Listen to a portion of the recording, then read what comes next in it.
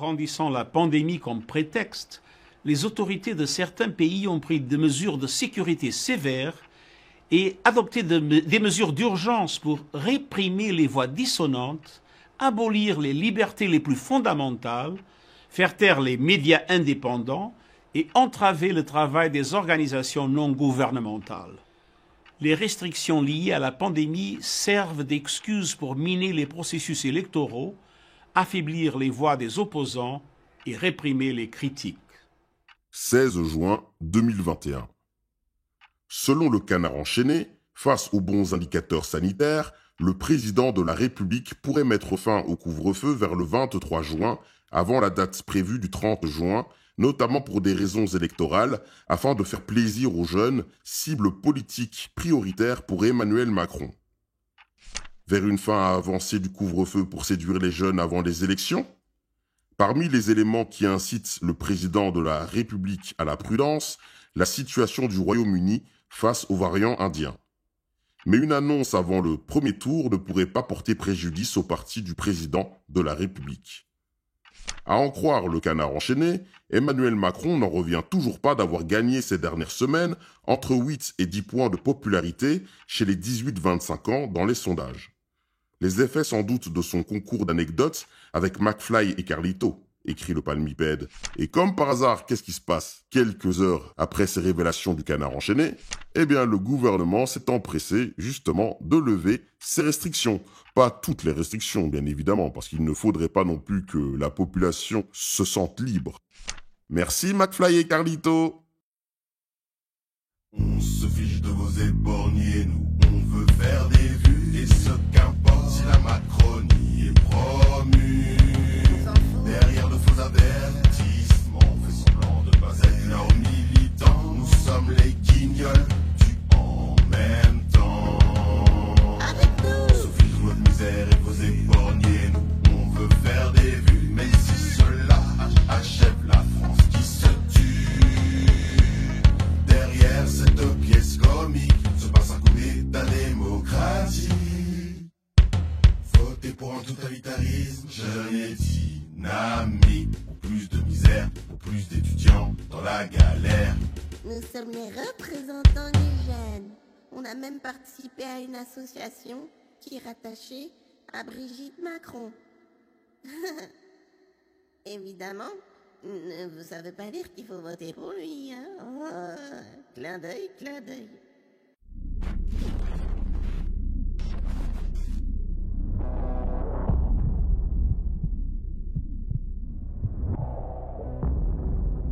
Bonjour très chers auditeurs et auditrices, vous écoutez bien la voix de Portici. C'est sous cette belle ambiance bon enfant que je vous accueille. Et d'ailleurs, avant de rentrer dans le vif du sujet, écrivez dans l'espace commentaire, sur une échelle de 1 à 10, combien vous donneriez comme note à cette musique d'introduction. Allez-y, lâchez-vous, dites-le moi, l'espace commentaire est ouvert. Il faut bien lier l'utile à l'agréable, d'autant plus qu'il semblerait que ma chaîne soit shadowban par l'algorithme de YouTube. Alors pour contourner cela, n'hésitez pas à prendre l'habitude de noyer l'espace commentaire et de mettre des pouces bleus. Et si vous ne savez pas quoi écrire, ce n'est pas grave, il suffit juste d'inscrire par exemple référencement et ça fera le travail. N'oubliez pas d'actionner la cloche car depuis le Covid, beaucoup de choses ont été chamboulées. D'ailleurs, plusieurs d'entre vous viennent se plaindre auprès de moi pour dire qu'ils ne reçoivent plus aucune notification et je peux vous assurer qu'avec les présidentielles qui approchent, les choses risquent d'aller de pire en pire. Donc mobilisez-vous comme il se doit. Si chacun d'entre vous fait à chaque fois ce petit effort, le message des vidéos pourra recommencer à être entendu par une multitude. Sur ce, merci beaucoup. Mise au point faite, passons maintenant au sujet de la vidéo qui, comme le sous-entend le petit générique concocté par mes soins, commencera par parler du système Macron et de son obsession du contrôle médiatique, réseaux sociaux compris, pour enfin décliner vers le dernier point qui se concentrera sur l'appétit grandissant du pouvoir pour le contrôle de population avec la crise Covid en guise d'alibi bien évidemment. En période de crise, l'état de sidération entretenu par la sphère politico-médiatique d'un pan non négligeable de la population peut être l'occasion pour certains régimes d'apparence démocratique de consolider leur pouvoir tant décrié, et ce par le biais de lois liberticides. Et pour vous exposer cela, j'aurais très bien pu vous prendre l'exemple de l'Allemagne ou bien de la Belgique, dont la capitale digne représentante de l'Union européenne a vu naître en son sein un nouveau sport national, celui du lancer de citoyens à coups d'autopompe, et ce en pleine rue. Regarde comment sème la flotte ces petites bébêtes. Oufté! Qu'est-ce que ça nage bien! Ils ne savent plus où aller, comme des poissons dans leur aquarium. Si toi aussi tu te dis dans ta tête qu'il faut que t'arroses des vies en rose, eh bien les inscriptions sont ouvertes, au prix modique de ton humanité. Et pour ton assurance en cas de mort par noyade de ces petites branles, ne t'inquiète pas. Les 2 plus grands médias TV du pays détourneront leurs caméras pour éviter que tu sois mouillé. Hors de question que la liberté garde les bras open dans la ville de Philippe Claus. Bon ok, je vous le concède, je me suis un petit peu laissé emporter. Donc disais-je au départ, plutôt que de nous attarder sur ces pays, parlons un petit peu de ce qu'il se passe en France. Concentrons-nous sur celui qui, aujourd'hui en France, incarne véritablement cet état Big Brother. Plus le temps s'écoule, plus les faits appuient la pertinence d'analyse du psychothérapeute italien Segatori, qui établit le profil psychologique de Jupiter près d'1 semaine avant son élection.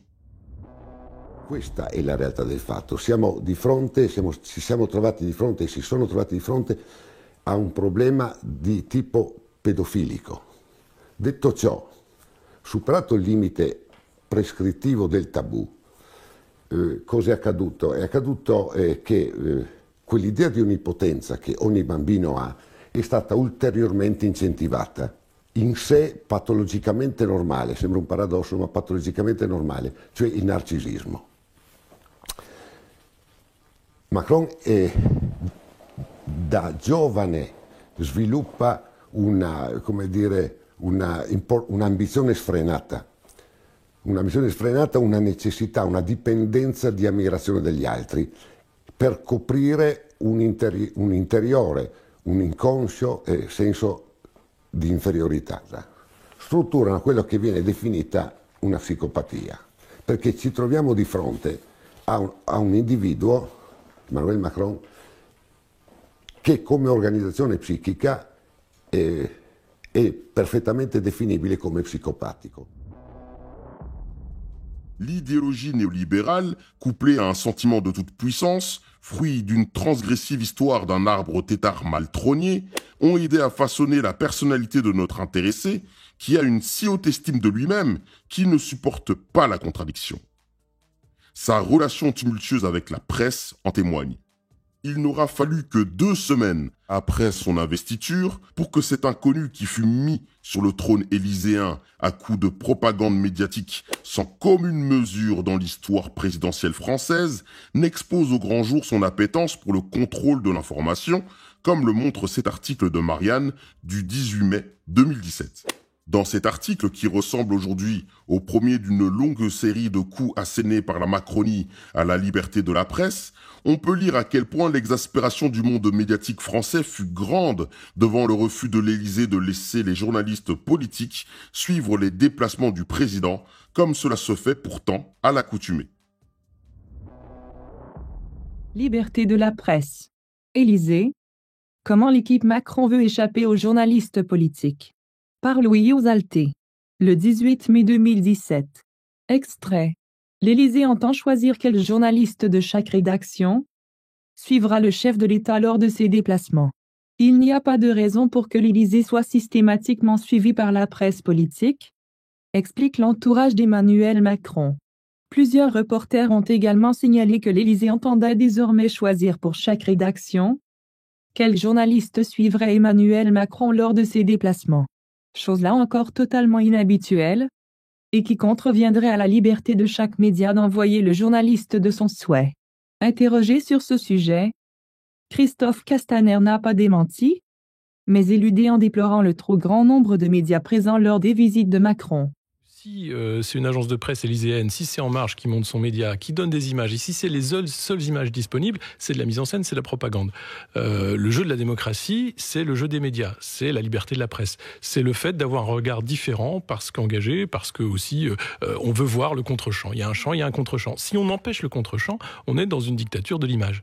Et de la dictature de l'image à la dictature personnelle, il n'y a qu'un pas, et il est franchi assez rapidement. Bon, je caricature, mais on a vu comment fonctionnaient les dictatures.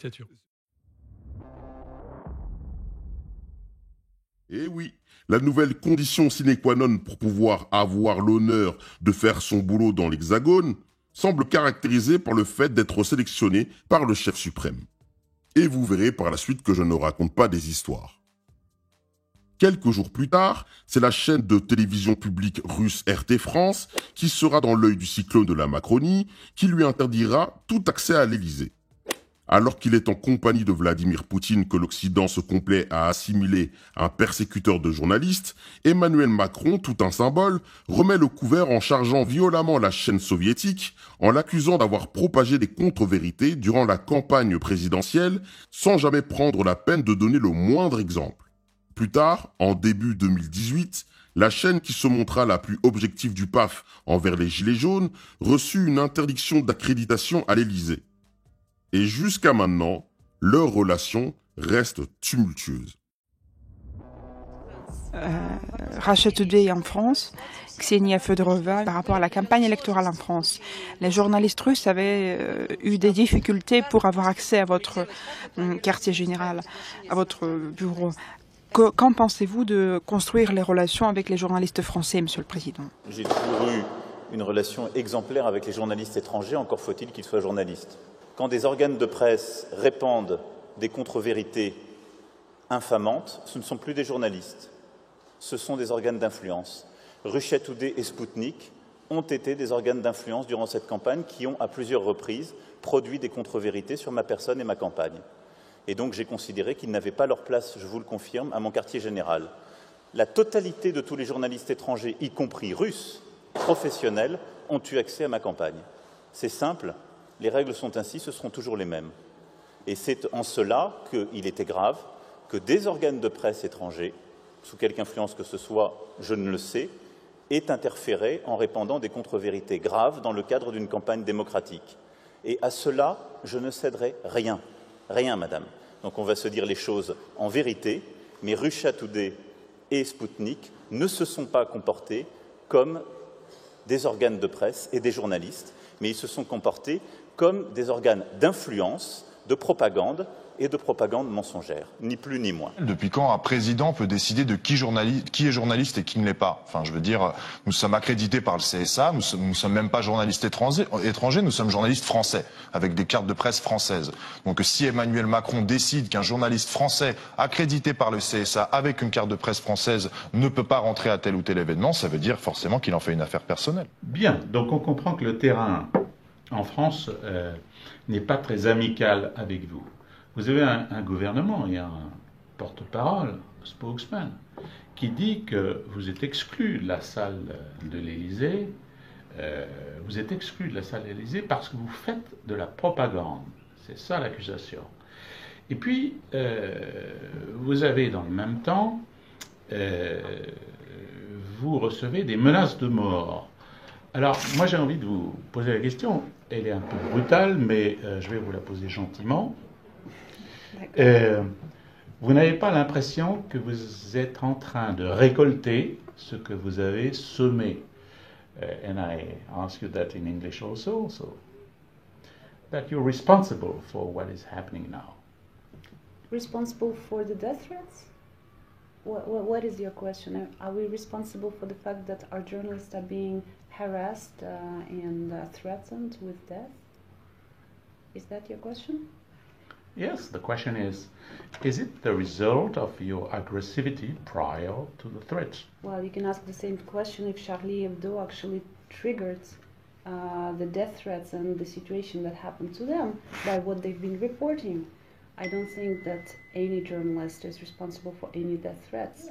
I think what really bothers you and many other journalists is that RT is giving the floor and the voice to people who actually come out and protest and you know, they Oh yeah, you give the voice to Mr. Drouet and he says, oh, how nice Russia Today is. As well as Mr. Drouet. Le 31 décembre 2019, peu après la naissance du mouvement Gilets jaunes, ce contexte est important, des révélations hallucinantes de mégalomanie qui n'auraient normalement pas dû sortir dans la presse ont fuité. Emmanuel Macron, non content du travail de sape pourtant pratiqué quotidiennement par ces quelques ouailles de la presse mainstream pour discréditer le mouvement des Gilets jaunes, comme ce fut le cas en décembre 2018 par France Télévisions, qui tenta de faire passer un trafic d'images d'une pancarte peu glorieuse adressée au président pour une erreur humaine, a déclaré lors d'une réunion tenue à huis clos, dans laquelle étaient conviés plusieurs journalistes, qu'il y avait une hiérarchie de paroles à respecter dans les médias et qu'il était dès lors inadmissible de laisser penser que Jojo, avec un gilet jaune, avait le même statut qu'un ministre ou un député. Et l'une des solutions à apporter selon lui, pour redécrédibiliser les médias aux yeux de tous, en réalité c'est à ses yeux, s'avérait être le contrôle de l'information par l'État. Ni plus ni moins. Quand je mettais en titre d'un zapping sorti il y a 2 ans que ce dernier était un dictateur, vous comprenez maintenant? Non pas que la France soit une dictature, même si avec le Covid cela en prend pas à pas le chemin, mais plutôt que ce dirigeant a tout d'un autocrate avide de culte de la personnalité. Et autre chose que j'ai trouvé hallucinant dans ses déclarations, c'est qu'il avouait se servir du grand débat à des fins électoralistes lorsqu'il disait réfléchir à la possibilité de fixer un référendum le 26 mai 2019, jour des européennes, dans l'optique, je le cite, que plus de gens viennent voter. Comme quoi, le coût des restrictions du Covid qui sont levées à quelques jours des élections régionales, ce n'est pas la première fois qu'il nous le fait. Donc voilà quelqu'un qui considère que tous les médias doivent être sous sa coupe et pour qui le sang et les larmes d'une frange importante de la population ne constituaient qu'une énième opportunité d'organiser une campagne communicationnelle. Un grand blabla national, imposé aux frais du contribuable, sur plusieurs chaînes télévisées, sans grands esclandres du CSA. Et d'ailleurs, je profite de ce petit moment pour adresser une petite pensée aux demandeurs d'asile nord-coréens qui ont dû assister à ce spectacle Kim Jong-unien. Bref, tout cela pour finalement tenter de booster sa propre campagne des européennes. C'est fou. Il y a quelques jours, Emmanuel Macron a reçu dans son bureau plusieurs journalistes pour un entretien libre, en off, pour évoquer donc l'actualité. Et durant cet entretien, il s'est dit inquiet du statut de l'information et de la vérité dans notre démocratie. Alors il y avait plusieurs journalistes qui étaient présents, Le Figaro, Paris Match, BFM TV, Le Point, etc. Mais seul celui du Point a sorti les propos d'Emmanuel Macron sur une possible mise sous tutelle étatique des médias. Ces propos, les voici. Le bien public, c'est l'information. Et peut-être que c'est ce que l'État doit financer. Il faut s'assurer qu'elle est neutre, financer des structures qui assurent la neutralité.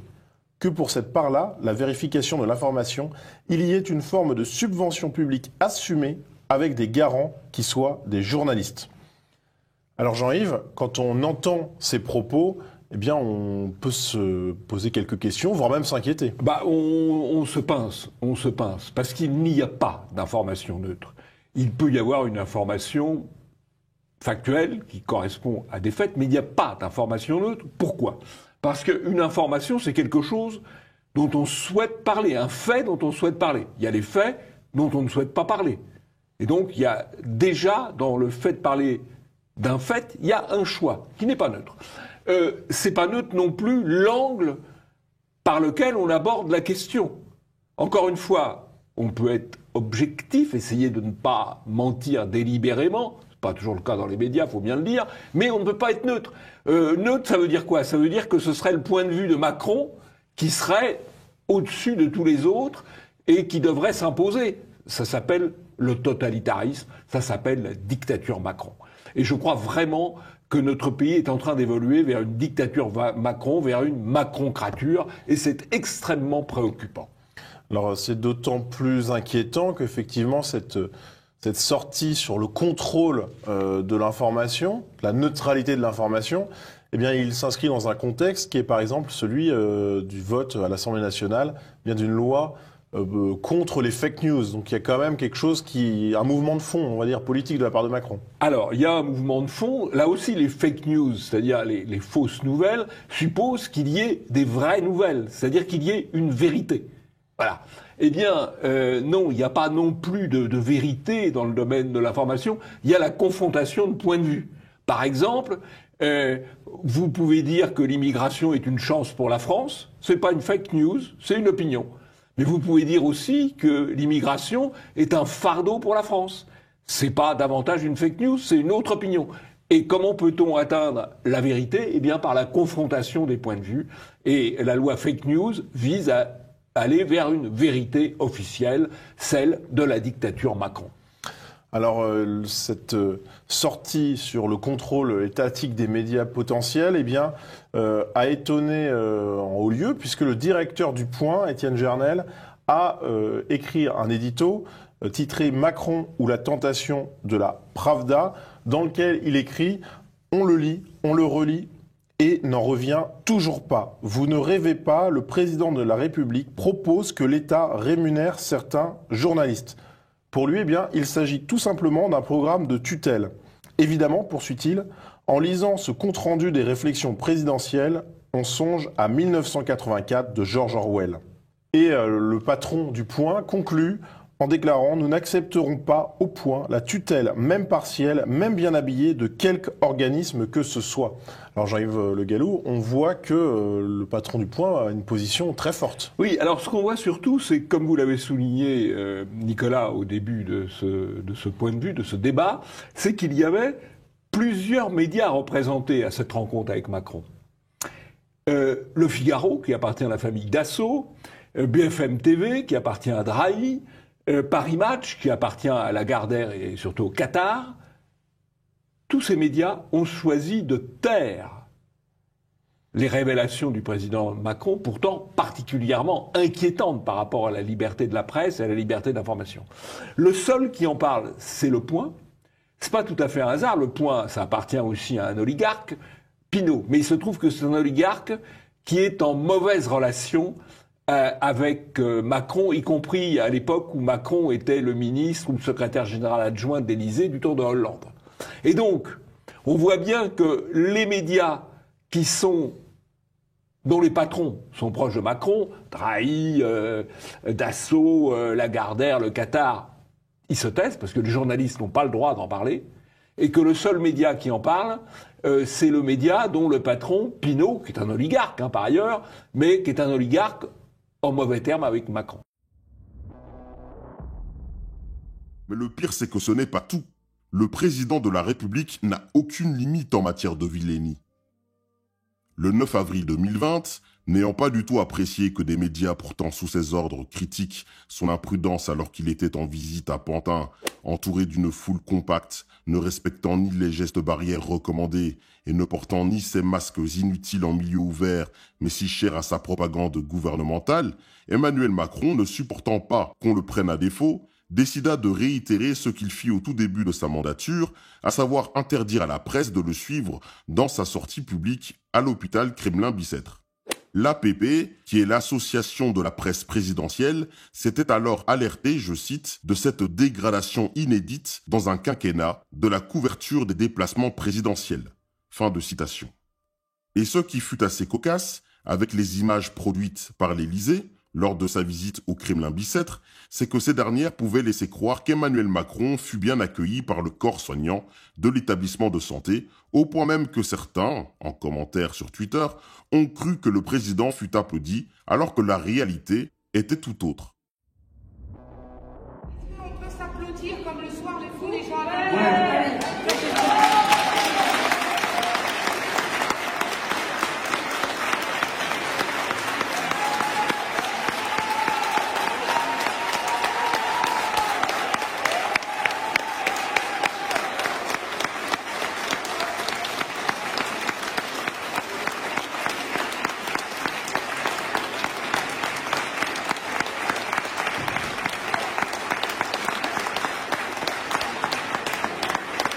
aucune image officielle de ce déplacement, si ce n'est celle du chef d'État qui salue le personnel soignant. Des soignants qui, justement, lui ont réclamé quelques comptes, Jean-Rémy Baudot. Oui, Lionel, écoutons d'abord ensemble ce que l'Élysée a diffusé hier. Est-ce qu'on peut s'applaudir comme le soir les fous des gens? Le président est au rez-de-chaussée d'un grand hall, des soignants rembardent de plusieurs étages et Emmanuel Macron applaudit le personnel de l'hôpital, sous semble apaisé sur ce tweet officiel. Sauf que sur différentes vidéos que des soignants m'ont envoyées, dans les minutes précédentes, le président est effectivement sommé de s'expliquer. Le son est de mauvaise qualité, mais on l'entend dire « Je veux bien qu'on me fasse beaucoup de reproches ». Le président de la République sert aussi à ça. Emmanuel Macron explique qu'il n'a pas attendu les grèves et la crise pour stopper la baisse des tarifs hospitaliers et s'engage après un dialogue. Ces métiers-là, on les fait par vocation. On les fait parce qu'on aime les gens. On a l'hôpital public. Je suis seul de ma famille et les soignants.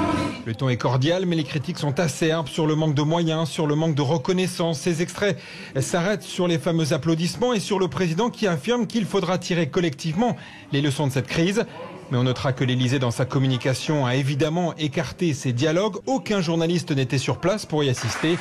Les soignants qui m'ont envoyé ces vidéos me l'ont répété. Ça n'est pas Emmanuel Macron qui les applaudissait, mais ceux qu'ils appellent les héros du quotidien. En effet, comme le confirme sur Facebook une certaine Marina, qui travaille à l'hôpital de Bicêtre et qui était présente le jour de la visite présidentielle, l'Élysée a bien coupé au montage l'intégralité du discours de sa collègue qui, après avoir recadré Emmanuel Macron, a demandé à ce que tous les soignants s'applaudissent, comme le faisaient les gens à 20h. Nul besoin de préciser que cette auto-acclamation demandée par cette infirmière qui faisait face au président de la République n'était, à ce moment-là, rien d'autre qu'un geste de défiance à l'égard de sa politique qui affame l'hôpital public. C'était donc à interpréter comme « vous nous avez abandonnés, eh bien, nous nous débrouillons tout seuls ». Et toute la perversité de l'Élysée réside dans le fait d'avoir voulu faire croire que ce geste n'avait rien de subversif. Et oui, quand je pense que le rêve du président est de faire de l'information un bien élyséen, eh bien voilà un petit aperçu du type de manipulation Kim Jong-unien que ce cas de figure donnerait. Mais après tout, ils nous avaient prévenus, non? La vérité n'est pas du tout leur apanage.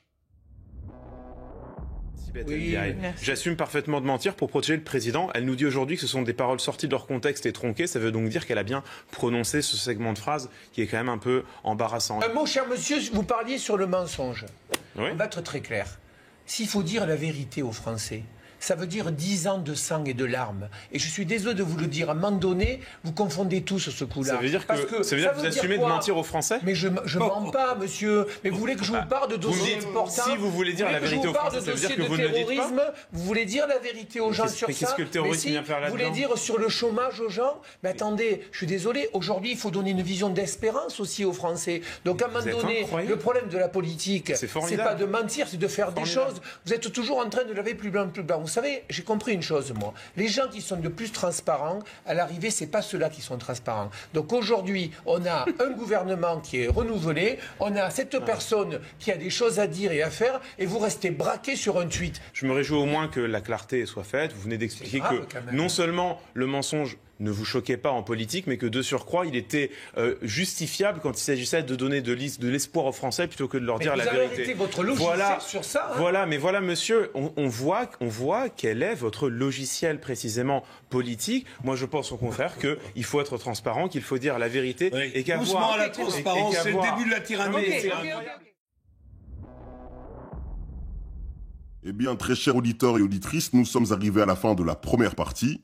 N'hésitez pas à soutenir la chaîne sur Tipeee, à m'aider à contourner le shadow ban de YouTube, je le répéterai jamais assez, en mettant un commentaire et un pouce bleu. Et enfin, vérifiez bien que la cloche de vos abonnements est toujours bien activée. Merci à vous d'avoir regardé cette vidéo. C'était la voix de Portici.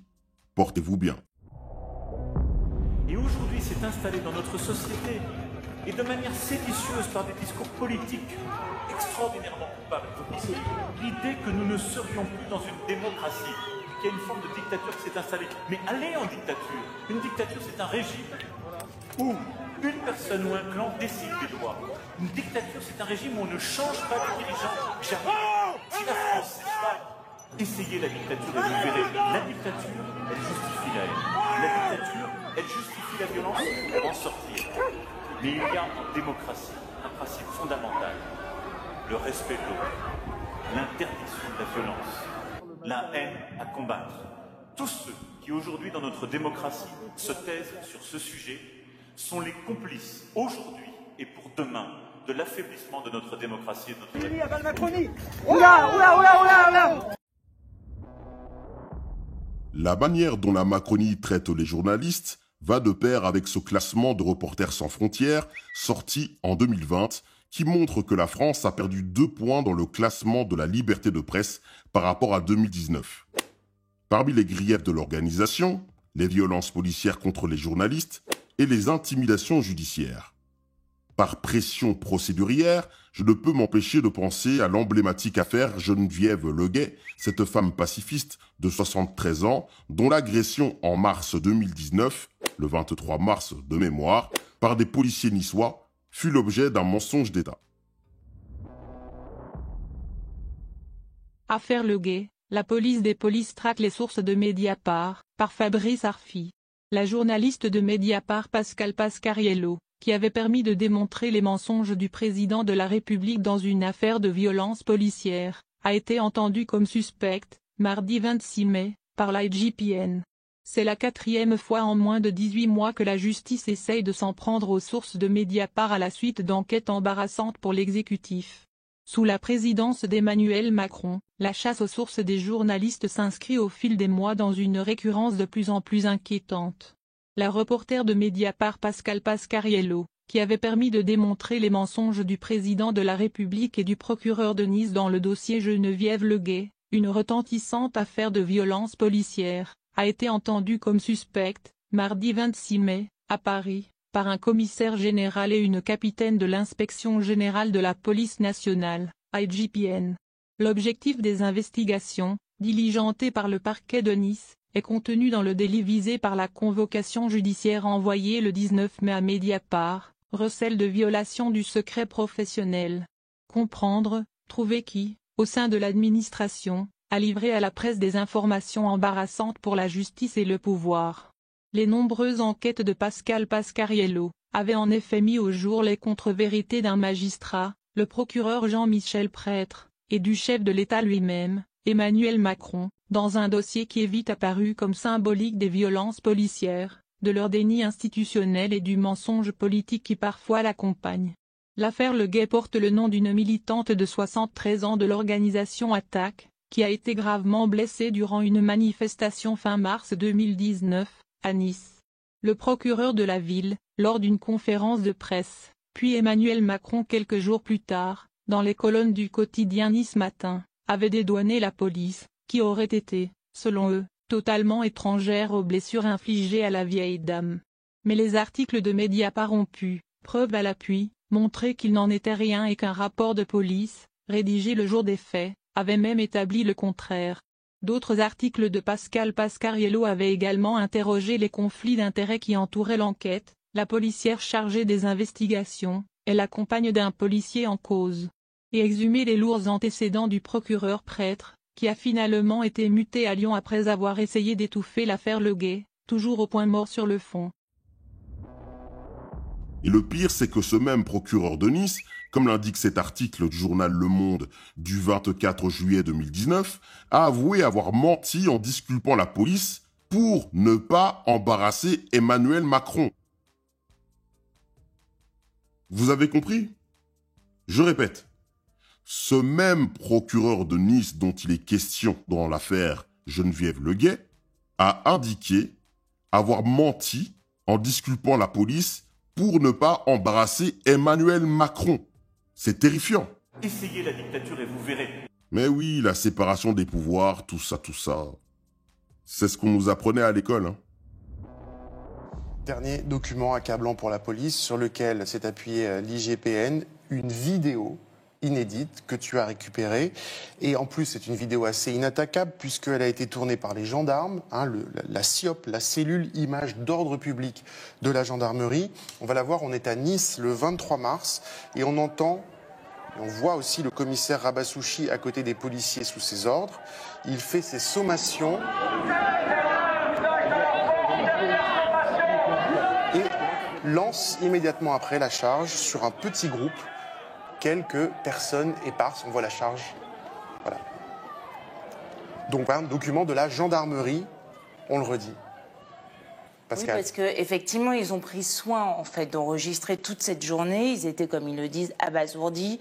Les ordres étaient disproportionnés et on sait les conséquences que ça a eu.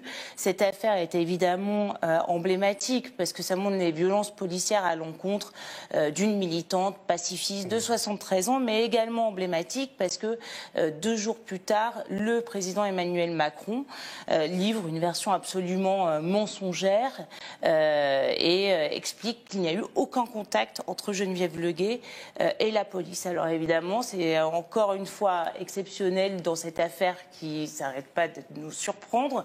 Mais aujourd'hui, c'est l'IGPN qui vient démentir les mensonges exactement, du président.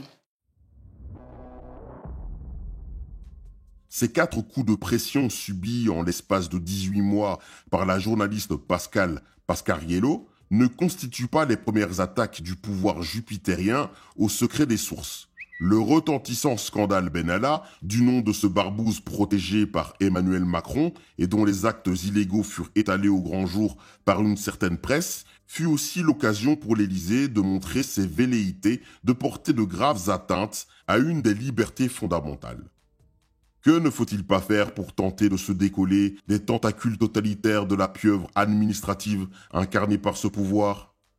Le 10 juin 2021, le Conseil d'État, qui ne se montre pourtant pas très friand à protéger les libertés fondamentales durant la crise du Covid, avait annulé plusieurs dispositions fortes du schéma national du maintien de l'ordre préconisé le 16 septembre 2020 par Gérald Darmanin, ministre de l'Intérieur. Le Conseil d'État a annulé plusieurs dispositions phares du schéma national du maintien de l'ordre, dont l'emploi de la technique de la NAS, et l'obligation faite aux journalistes de quitter les lieux lors de la dispersion des manifestations. Le Conseil d'État, qui est la plus haute juridiction de l'ordre administratif, annule aussi les accréditations demandées aux journalistes pour accéder aux informations en temps réel, et les conditions de port d'équipements de protection. Le Conseil d'État avait été saisi par plusieurs associations et syndicats, notamment de journalistes, qui contestaient le schéma national de maintien de l'ordre du 16 septembre 2020, porté par le ministre de l'Intérieur Gérald Darmanin. Cet article, issu du jadis pédocratique journal de gauche Libération, converti à présent au combat pour la transidentité des très jeunes mineurs, car apparemment hier les enfants étaient jugés suffisamment mûrs que pour subir des attouchements par des adultes et aujourd'hui pour décider d'encaisser des mutilations corporelles. Bref, je digresse. Ce journal qui avait, je le rappelle, appelé à voter pour le fils de maman Trogneux en 2017, au-dessus de 14 ans, c'est dégueulasse, fait mine plusieurs années plus tard de se plaindre de sa politique envers les journalistes via, entre autres, ce fameux schéma national du maintien de l'ordre. La philosophie de ce texte, c'est « hors de nos rangs, point de salut ». Mais pourquoi ne pas donner d'uniforme aux journalistes aussi tant qu'on y est? Fulmine Dominique Pradalier, secrétaire général de l'organisation la plus représentative de la profession des journalistes. Je pense que le ministre, Gérald Darmanin, méconnaît la liberté de la presse, il est dans le déni. Notre confrère David Dufresne a effectué un travail très sérieux en documentant 117 cas de journalistes empêchés de travailler par les forces de l'ordre depuis 1 an et demi. Pour le SNJ, c'est 200 journalistes qui sont concernés. Ce texte n'essaie pas de comprendre notre métier, il est fait pour restreindre la liberté d'informer. On veut transformer les journalistes en propagandistes, comme les États-Unis l'ont éprouvé pendant la guerre du Golfe.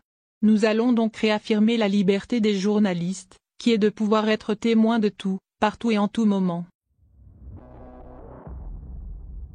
Vu les nombreux scandales sexuels que traîne le ministre de l'Intérieur choisi par Emmanuel Macron, qui se disait favorable à une moralisation de la vie publique en 2017, on peut comprendre pourquoi l'intéressé ne porte pas vraiment dans son cœur les métiers ayant pour objet de révéler ce qui est caché. Un peu comme cette fois où il tenta de faire pression sur la Commission nationale informatique et liberté, à savoir la CNIL, pour que soit occultée à la connaissance des parlementaires et des citoyens son utilisation illégale de drones durant la période de confinement. Il ne voulait pas que sa condamnation par la CNIL fuite dans la presse. Et vous comprendrez pourquoi dans la 4e partie. Ils aiment la transparence au gouvernement. Mais maintenant, avec la loi sécurité globale qui vient d'être votée, ces autocrates peuvent enfin s'amuser tranquillement avec les libertés. Enfin, au milieu de ces tsunamis liberticides qui n'ont de cesse que de s'abattre sur l'îlot de la liberté de la presse, heureusement que nous pouvons nous reposer sur la balance du garde des Sceaux, car tout ceci manque cruellement de justice. Pour lutter contre la haine en ligne, la solution risquée d'Éric Dupond-Moretti. Pour le ministre de la Justice, la loi sur la liberté de la presse protège de toute poursuite judiciaire trop de personnes non journalistes coupables d'incitation à la haine. Pour mieux lutter contre la haine en ligne, Éric Dupond-Moretti pense avoir trouvé la martingale. En audition devant les sénateurs, le ministre de la Justice a annoncé, mardi, travailler à changer le code de procédure pénale afin de permettre que les infractions commises par des non-journalistes ne soient plus protégées par la loi du 29 juillet 1881, garantissant la liberté de la presse, et que leur auteur puisse être convoqué en comparution immédiate. En 2019, la prédécesseure d'Éric Dupond-Moretti au ministère de la Justice, Nicole Belloubet, avait envisagé, un temps, de réformer la loi de 1881, dans un contexte de forte augmentation d'actes antisémites.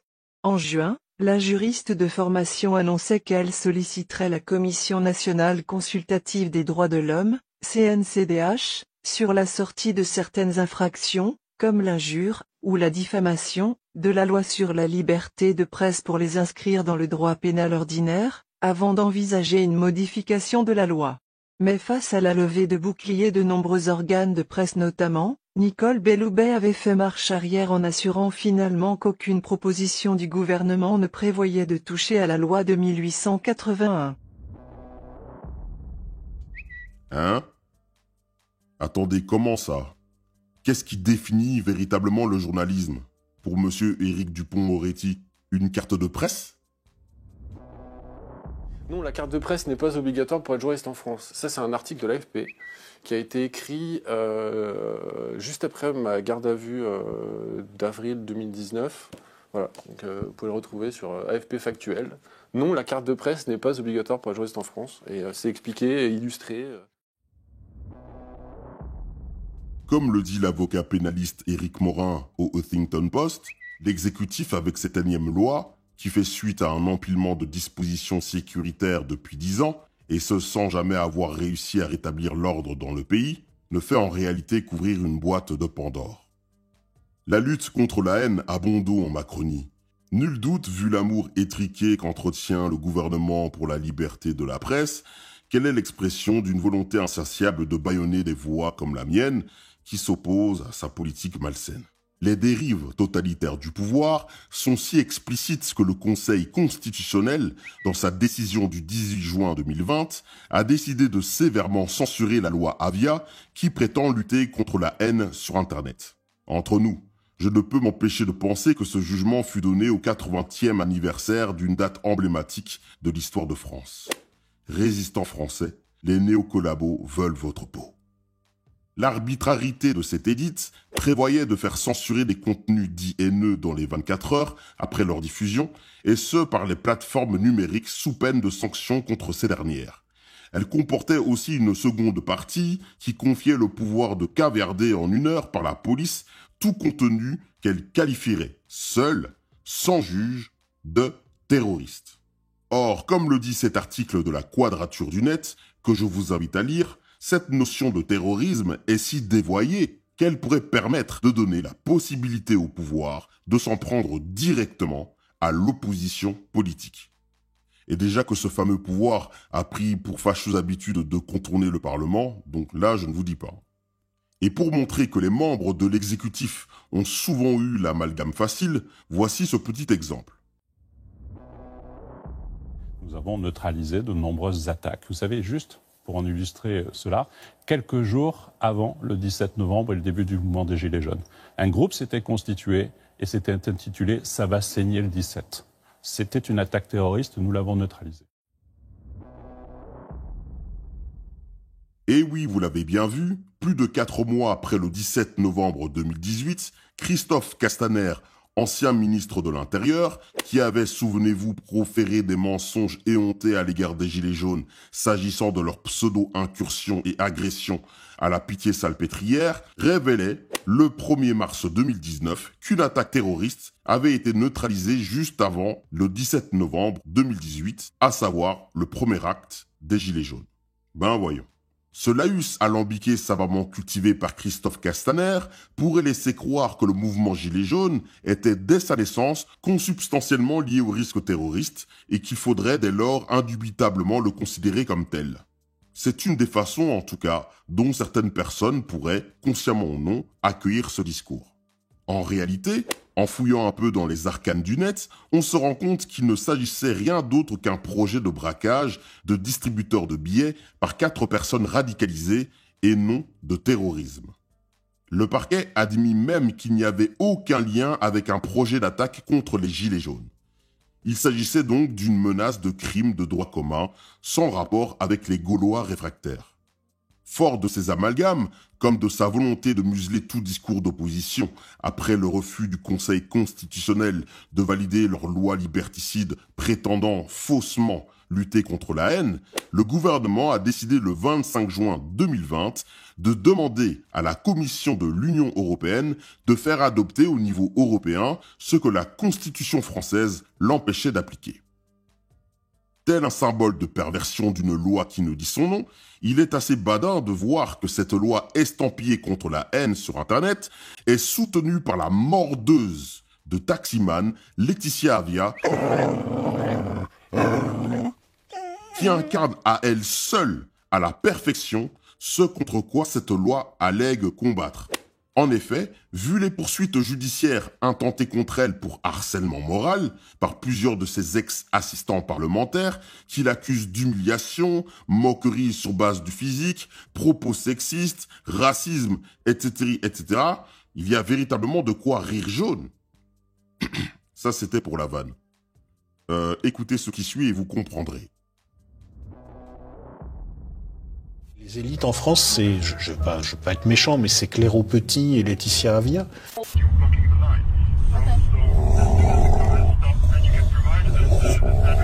Alors pourquoi ce dessin? Il est aussi inspiré d'un petit fait divers, petite affaire. Que se passe-t-il? Vous savez que ces députés sont inconnus et que certains préféraient peut-être le rester, parce que il s'est passé que récemment, une députée macroniste, enfin élue sous l'étiquette Les Républicains En Marche, a eu une altercation avec un chauffeur de taxi. Elle a 33 ans, elle s'appelle Laetitia Avia. Et au moment de payer sa course de 12 €, elle a sorti sa carte de crédit. Le chauffeur de taxi lui dit le terminal est hors service. Donc elle n'avait pas d'argent, il a voulu l'emmener à un distributeur. Bref, ils se sont disputés, qu'est-ce qui s'est passé? Elle l'a mordu.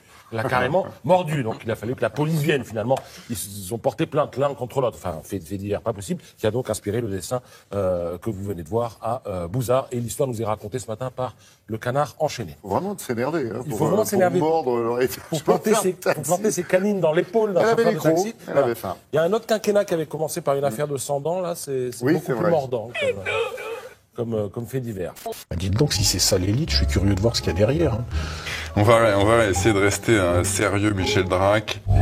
Donc Madame Avia qui mord les chauffeurs de taxi comme ça en pleine nuit, qu'elle soit là à défendre un projet de loi pour lutter contre la haine, ça prête quand même à rigoler, mais en fait à rire jaune. À rire jaune parce que cette loi s'inscrit dans une espèce de dérive où les libertés publiques sont de plus en plus menacées. Laetitia Avia, la députée La République En Marche qui horrifie ses assistants. 12 mai 2020, par David Perrotin. Alors que Laetitia Avia présente mercredi 13 mai, en dernière lecture à l'Assemblée nationale sa proposition de loi de lutte contre la haine sur Internet, 5 ex-assistants parlementaires de la députée La République En Marche dénoncent, preuve à l'appui, des humiliations à répétition au travail, ainsi que des propos à connotation sexiste, homophobe et raciste. L'élu conteste ces allégations mensongères. Selon ses anciens assistants, un ex-salarié d'origine asiatique, qui n'a pas souhaité livrer de commentaires, en faisait régulièrement les frais. C'était son bouc émissaire, elle l'appelait parfois le chinois, ou reprenait des clichés racistes pour parler de lui, se souvient Sophie. Ainsi, en avril 2018, elle cherche à savoir qui a encaissé un chèque et l'accuse sur la messagerie cryptée Telegram, en confiant à un autre collaborateur, ça sent le chinois. Dans un autre message envoyé dans la boucle de toute l'équipe, elle écrit « Tu es un faux chinois, tu ne maîtrises pas Mac », par référence au cliché raciste qui veut que les personnes asiatiques soient plus compétentes en informatique. Qu'entendent-ils par haine? Comment compte-t-il lutter contre un sentiment? La haine est-elle répréhensible par la loi? N'ai-je pas le droit d'aborer la politique menée par le gouvernement? Aberration qui me permet de faire des vidéos pour dénoncer le caractère totalitaire de leur agissement? Non, parce que bon, à force de documenter leur activité, je commence à bien les connaître, hein. Quand ils ne sont pas en train, via Gérald Darmanin, de vouloir passer des lois permettant la surveillance des URL pour brasser le plus de données personnelles possible, ce qui porterait une atteinte flagrante au droit à la sûreté, mais aussi au droit à la vie privée, Emmanuel Macron, lui, va rencontrer les dirigeants de Facebook et Twitter en pleine crise des Gilets jaunes, mouvement qui est comme par hasard né sur Internet. L'objectif, il est très clairement de reprendre la main sur l'agenda politique. Et aujourd'hui, pour reprendre la main sur l'agenda politique, il n'y a pas d'autre solution que de reprendre la main sur Twitter et Facebook. Donc on est très clairement dans une reprise en main des espaces sociaux qui jusqu'ici étaient plus ou moins sous souveraineté américaine. Il va falloir que l'État français comprenne et trouve une façon de contrôler tout ça, censurer tout ça et faire en sorte de réinstaurer une forme de calme là où aujourd'hui ces réseaux sociaux bouillonnent et débordent de haine, très clairement. On ne sait pas très bien comment concrètement cette loi va se traduire, et ce qu'on peut d'ores et déjà constater, c'est que s'il s'agit de censurer la haine, j'ai sous les yeux la énième complainte de Samuel Laurent du Monde, hein, qui tous les jours se prend des nuées de haine de la part de militants de La République En Marche. S'il s'agit de censurer ça, le gouvernement risque de se tirer une balle dans le pied. Donc pour l'instant, on ne sait pas, et je pense que ça fait l'objet de ces conversations. De comment, concrètement, peut-on censurer Twitter de façon raisonnable, on imagine, mais il s'agit bel et bien de censure. Dans son zèle, effectivement, à traquer les fake news et le complotisme, Emmanuel Macron a décidé hier de mettre en place une commission intitulée « Les Lumières à l'ère numérique ». On a fait une équipe d'une quinzaine de personnalités présidée par le sociologue Gérald Bronner. Cette composition est intéressante et si vous voulez, la commission, donc des chercheurs, des spécialistes du cyberespace, l'historien Jean Garrigue, beaucoup d'autres, et puis, il y a le docteur Valencien. Alors j'ai vu ça, le docteur Valencien, professeur Valencien, donc vient d'être nommé en fonction de la médecine, sauf que, alors il paraît qu'il va s'occuper dans des fake news et compagnie. Or, révélé par le journal Marianne, la Chambre disciplinaire nationale de l'Ordre des médecins a infligé la sanction de blâme au professeur Guy Valencien. Oui, exactement, le même, qui va être dans cette commission sur les fake news. Et pourquoi? Il paraît, encore une fois, qu'il a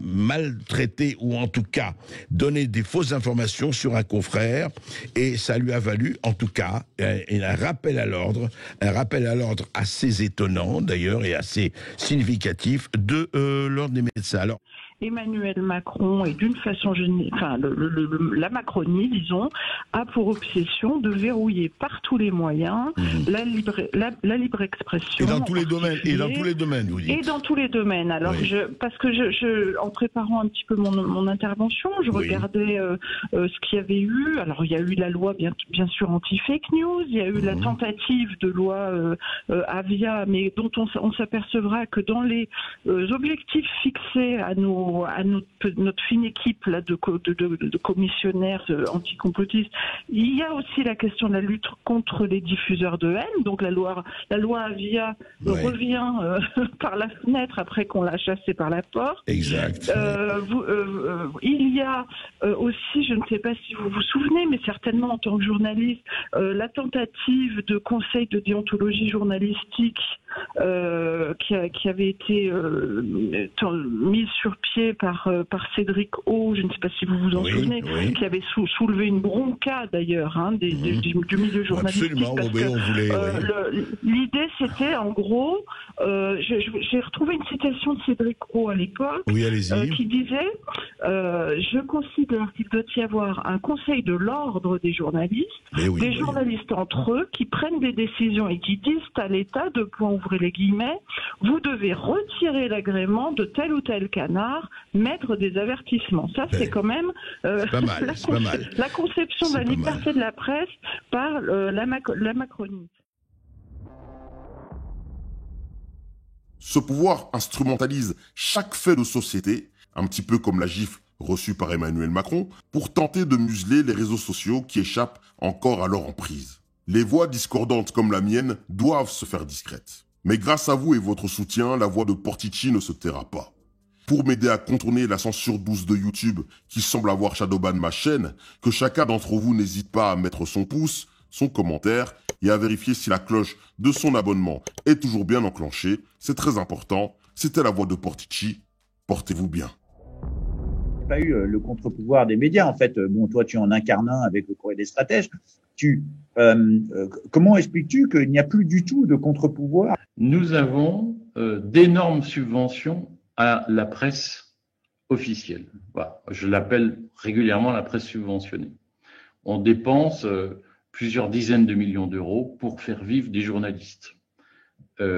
Et ça, c'est un moment essentiel de la fabrique du consentement, comme disait Noam Chomsky, c'est-à-dire que aujourd'hui en France, le consentement de la caste, le mainstream de la caste, est diffusé par les médias, notamment parce que ces médias sont dépendants économiquement de la politique gouvernementale. Et cette dépendance a été accrue en 2020 par le plan exceptionnel d'aide directe à la presse que Emmanuel Macron a lâché. Je crois qu'il a lâché plusieurs centaines de millions d'euros pour financer la presse, sauver la presse pendant le confinement. Alors évidemment, lorsque on est dépendant économiquement d'un pouvoir en place, on a tendance à ne pas le critiquer, surtout qu'il y a ce phénomène d'accréditation que tu connais très bien, qui fait que si on veut pouvoir avoir accès aux conférences de presse, à la proximité, au voyage officiel, si on veut être associé à la vie du pouvoir, il faut être accrédité. Et l'accréditation est une décision totalement arbitraire du pouvoir politique en place. Alors on se souvient notamment que lorsque on veut avoir la peau de quelqu'un, on dit si vous ne désactivez pas tel journaliste de votre rédaction, vous n'êtes plus accrédité. Et donc il y a un rapport osmotique entre le pouvoir et la presse à travers les subventions, qui fait qu'on a zombifié la presse. Les aides directes à la presse ou les aides indirectes participent de ce processus de zombification où un journal, au fond, comme l'Humanité, n'a plus besoin de lecteurs pour vivre, puisqu'il vit de subventions. Donc il y a bien une stratégie du pouvoir politique qui passe par le ministère de la Culture, qui consiste à dire aux journalistes, en fait, vous n'êtes pas au service des lecteurs, vous êtes au service du pouvoir en place. Et vous n'avez plus besoin de lecteurs pour vivre. Contentez-vous de diffuser la parole officielle. Et c'est ce qui se passe. Alors là, nous arrivons à ma partie préférée. À l'approche des élections présidentielles 2022, de multiples remaniements s'opèrent derrière les portes closes de plusieurs organes de presse. La population est bien trop occupée à jouir d'un ersatz de liberté retrouvée pour se rendre compte de ce qui se trame exactement. Or, nous sommes en guerre. En guerre informationnelle, certes. Nous ne luttons ni contre une armée, ni contre une autre nation.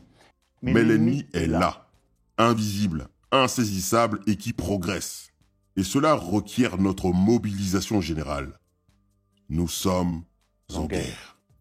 La crise sanitaire fut avant tout celle d'une gestion politique calamiteuse. Mais l'heure n'est pas du tout à la pénitence pour l'Élysée, qui mobilise tous ses réseaux pour que sonne définitivement le glas de l'information libre et indépendante en France. Avez-vous été choqué de ce que vous avez entendu dans les parties précédentes? Attendez de voir ce qui arrive. Et vous comprendrez pourquoi c'est mon volet préféré. Et à la fin, une fois que j'aurai terminé avec ce volet-ci, dites-moi en commentaire si vous pensez que la France est toujours une démocratie. Emmanuel Macron est un homme auquel je reconnais une qualité, la détermination. Sang-froid, pragmatisme et opportunisme sont des mots qui le caractérisent bien. D'ailleurs, n'interprétez pas du tout cet anthropomorphisme comme une attaque ad hominem, mais je trouve qu'il a la tête de ses idées. La forme de son visage m'a toujours fait penser à celui d'un requin. C'est un carnassier au regard sombre qui sait sentir sa proie à des kilomètres à la ronde. Après tout, c'est un ex-banquier donc. Et cette année, la bête est déchaînée. Elle est en train d'achever de dévorer ce qui, dans les eaux profondes des médias, résistait encore à son appétit de pouvoir. Et si vous me permettez une lecture perspectiviste, je suis persuadé que la dernière moitié de l'année 2021 sera celle de l'hyper-propagande. Sa vidéo avec McFly et Carlito n'est donc, selon moi, qu'une simple mise en bouche. Moments later. 합중국 대통령은 이에 이해를 표시하면서 조미 사이에 선의의 대화가 진행되는 동안 조선 측이 도발로 간주하는 미국 남조선 합동군사 연습을 중지하며 조선민주주의인민공화국에 대한 안전 담보를 제공하고 대화와 협상을 통한 관계 개선이 진척되는 데 따라 대조선 제재를 해제할 수 있다는 의향을 표명했습니다.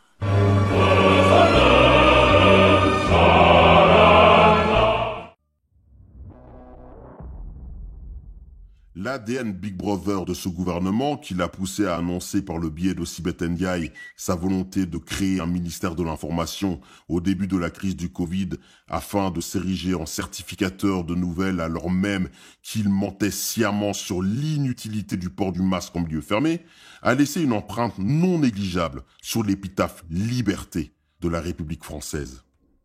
Le locataire de l'Élysée, qui, à hauteur de 3 millions d'euros d'argent public, a fait appel à 3 sociétés d'écoute sociale afin, en vue de 2022, de surveiller ce que les réseaux sociaux disent de lui, est d'après un article du Monde en date du 26 mars 2021, en train de mener une bataille de l'ombre en compagnie des manias des médias. En effet, cet article absolument édifiant, que je vous invite à aller lire par vous-même, nous relate plusieurs choses que je vais vous résumer subrepticement.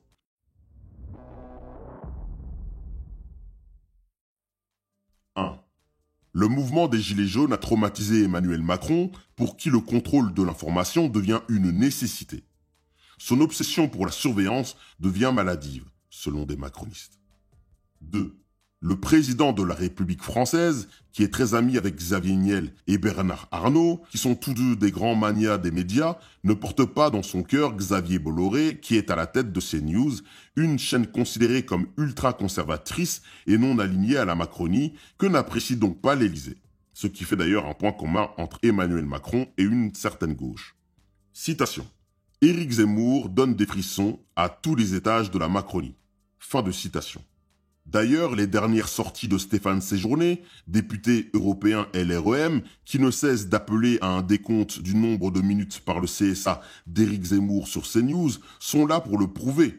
Et c'est d'ailleurs marrant d'entendre cela quand on connaît les méthodes d'Emmanuel Macron lui-même. Je rappelle entre autres le fameux grand débat national de 2019.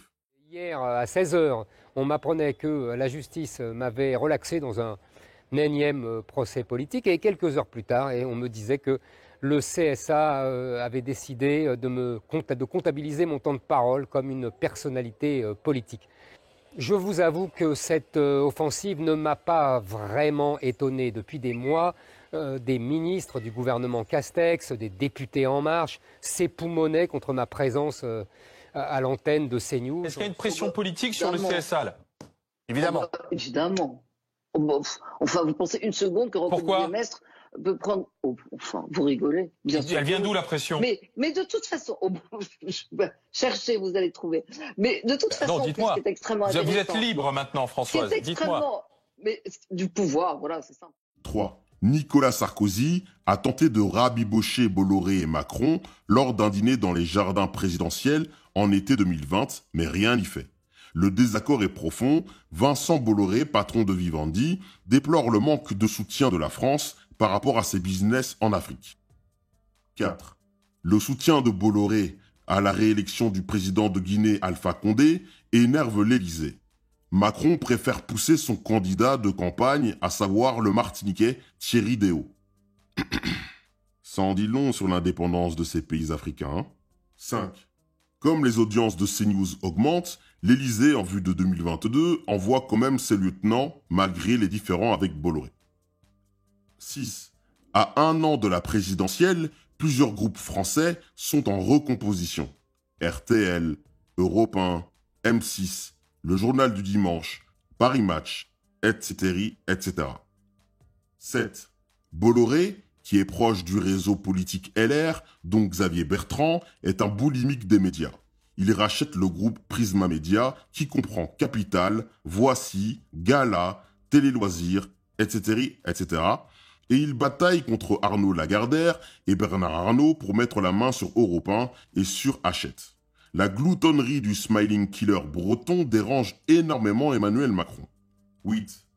Le président Macron pousse donc Bernard Arnault et Xavier Niel à compliquer la tâche de Bolloré. Ces derniers s'exécutent. Bolloré obtient Europe 1, Paris Match et le JDD sont pour les alliés de Macron. Et enfin, 9. Pour remercier Bernard Arnault d'être intervenu dans le dossier de Lagardère en printemps, Emmanuel Macron facilite indirectement son rachat du geôlier américain Tiffany en été 2020 par le biais de Jean-Yves Le Drian. Voilà. Non, vous ne rêvez pas. Ce n'est pas un film de mafieux, mais c'est bien la réalité. Tout cela ne se passe ni en Chine, ni en Corée du Nord, mais bien en France. Quand l'information ne devient qu'un vulgaire marché, ça donne ça. Fait intéressant à constater, si Nicolas Sarkozy avait réussi à pacifier la relation Bolloré-Macron, ce dernier, qui compte déjà plusieurs oligarques dans son escarcelle, je rappelle Lagardère, Niel et Arnault, la première fortune, qui à un moment donné avait été première fortune mondiale, j'ignore s'il l'est encore, eh bien Emmanuel Macron allait véritablement devenir tout puissant. Voilà une preuve que l'acronyme LREM est vraiment à lire dans le sens de LR plus EM. Et après, on va donner des leçons à des chaînes comme RT France sous prétexte d'être à la botte de Poutine. Mais qu'en est-il du tsar Macron? Là, je vous ai fait qu'un petit résumé. Mais si vous lisez et que vous listez le nombre de médias que Macron a fait racheter, mais vous allez défaillir. Mais vous allez halluciner. Je vous encourage à aller lire cet article. Emmanuel Macron demande à ses proches d'aller passer des coups de fil à des patrons de chaînes, à des patrons de journaux. Voilà, allez lire et vous verrez. C'est hallucinant. Le totalitarisme, c'est toujours une horreur ailleurs, mais par contre, chez nous, c'est cool, jeune et dynamique, quoi. Et les autres remaniements médiatiques en faveur du président ne sont pas en reste. Vous allez voir. Comme je ne cesse de vous le dire depuis la première partie de la vidéo, vous n'avez encore rien vu. Et d'ailleurs, les entraves initiées par l'Élysée à l'intégrité et au statut de l'information sont si légion que je ne saurais tous les lister dans une seule vidéo. Savez-vous que pour la Macronie, le BFM TV de Patrick Drahi n'était pas assez soumis? En 2019? Oui, vous ne rêvez pas? Quelques mois après la réunion de l'horreur de fin janvier 2019, durant laquelle le président avait susurré à quelques journalistes sa volonté de contrôle total sur l'information, Marc-Olivier Fogiel est choisi, comme par hasard, à la surprise générale pour diriger BFM TV le 24 avril de la même année. Ça tombe bien, car ce dernier est proche de Laetitia Hallyday, la femme de Carlos Ghosn, bref, une kyrielle de grands noms, parmi lesquels se trouve une certaine Brigitte Macron. C'est bizarre. C'est bizarre. Et à ce sujet, dans l'article de Les Échos du 27 juin 2019, la journaliste Fabienne Schmitz nous révèle une chose tout à fait stupéfiante lorsqu'elle aborde ce qui serait pour elle la lourde tâche qu'attendait Marc-Olivier Fogiel. Une lourde tâche l'attend chez BFM, cible de critiques virulentes pour son traitement de la crise des Gilets jaunes. Mise en scène des samedis de manifestations, parfois jusqu'à travestir la réalité, plan resserré sur des agressions, images de violence qui tournent en boucle des heures durant. En quelques mois, BFM s'est mis tout le monde à dos, l'Élysée, les Français et même ses propres journalistes qui ont contesté sa ligne éditoriale. Alexis Kohler, secrétaire général de l'Élysée et toute la bande pensent vraiment que BFM, c'est Satan, affirme un conseiller politique du pouvoir en place. Ils disent que c'est indigne ce qu'a fait BFM sur les Gilets jaunes. Marc Olivier, lui, a l'avantage d'être Macron-compatible. Il tutoie le président, dont il est réputé proche, même s'il assure qu'il connaît encore mieux Sarkozy ou Hollande. Oui, vous avez bien entendu, non, vous ne cauchemardez pas, le secrétaire général de l'Élysée, contre lequel l'association Anticorps a déposé 3 plaintes, dont 2 pour prise illégale d'intérêt, et enfin, manquement à ses obligations de transparence, Alexis Kohler donc, qui était d'ailleurs lui aussi présent avec Ismaël Emelien, lors de l'entrevue de l'horreur tenue par le président avec des journalistes quelques mois plus tôt, considère au même titre que l'ensemble de la Macronie que BFM TV est l'égal de Satan, ce qui étymologiquement veut dire qu'il concevait en 2019 la chaîne macroniste chapeautée par Patrick Drahi, proche d'Emmanuel Macron, comme leur adversaire. On en est là. Tout cela à cause des images qui passaient en boucle sur BFM TV lors de la jacquerie des Gilets jaunes et qui entachaient entre autres la belle image que le pouvoir veut se donner. Ils sont tous dingues, surtout quand on se rappelle des nombreuses attaques des éditocrates de la chaîne de Drahi, ce proche d'Emmanuel Macron, à l'endroit du mouvement fluorescent. Mais tout va très bien, Madame la Marquise. Marc-Olivier Fogiel est là. BFM TV, ça signifie bien Business Financier Macronian, c'est ça? Non, c'est juste pour savoir, comme ça.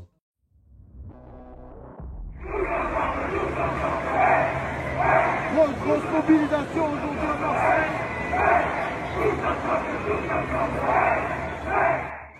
Les effets de cette extrême soumission confinant à de la prostitution au pouvoir macroniste se sont vus le samedi 17 juillet 2021, suite aux grandes manifestations contre le pass sanitaire que la chaîne de Marc-Olivier Fogiel, tout en réduisant le nombre des contestataires, a caricaturé en manifestation des anti-vaccins.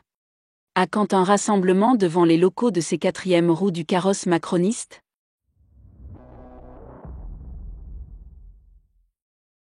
Où est-ce qu'on en est, Lauriane ?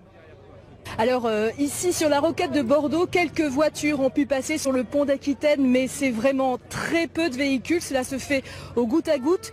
Et puis malheureusement la situation se tend, cela ne vient pas des manifestants qui sont toujours plutôt bon enfant, mais des forces de l'ordre. Les policiers les ont menacés de relever leur plaque d'immatriculation pour leur mettre des amendes. Et puis derrière moi, les CRS sont arrivés avec leurs matraques et leurs boucliers. Ils se sont mis en ligne et menacent maintenant de charger les Gilets jaunes. Direct. Au revoir, à ce soir. On reviendra bien sûr sur ces informations.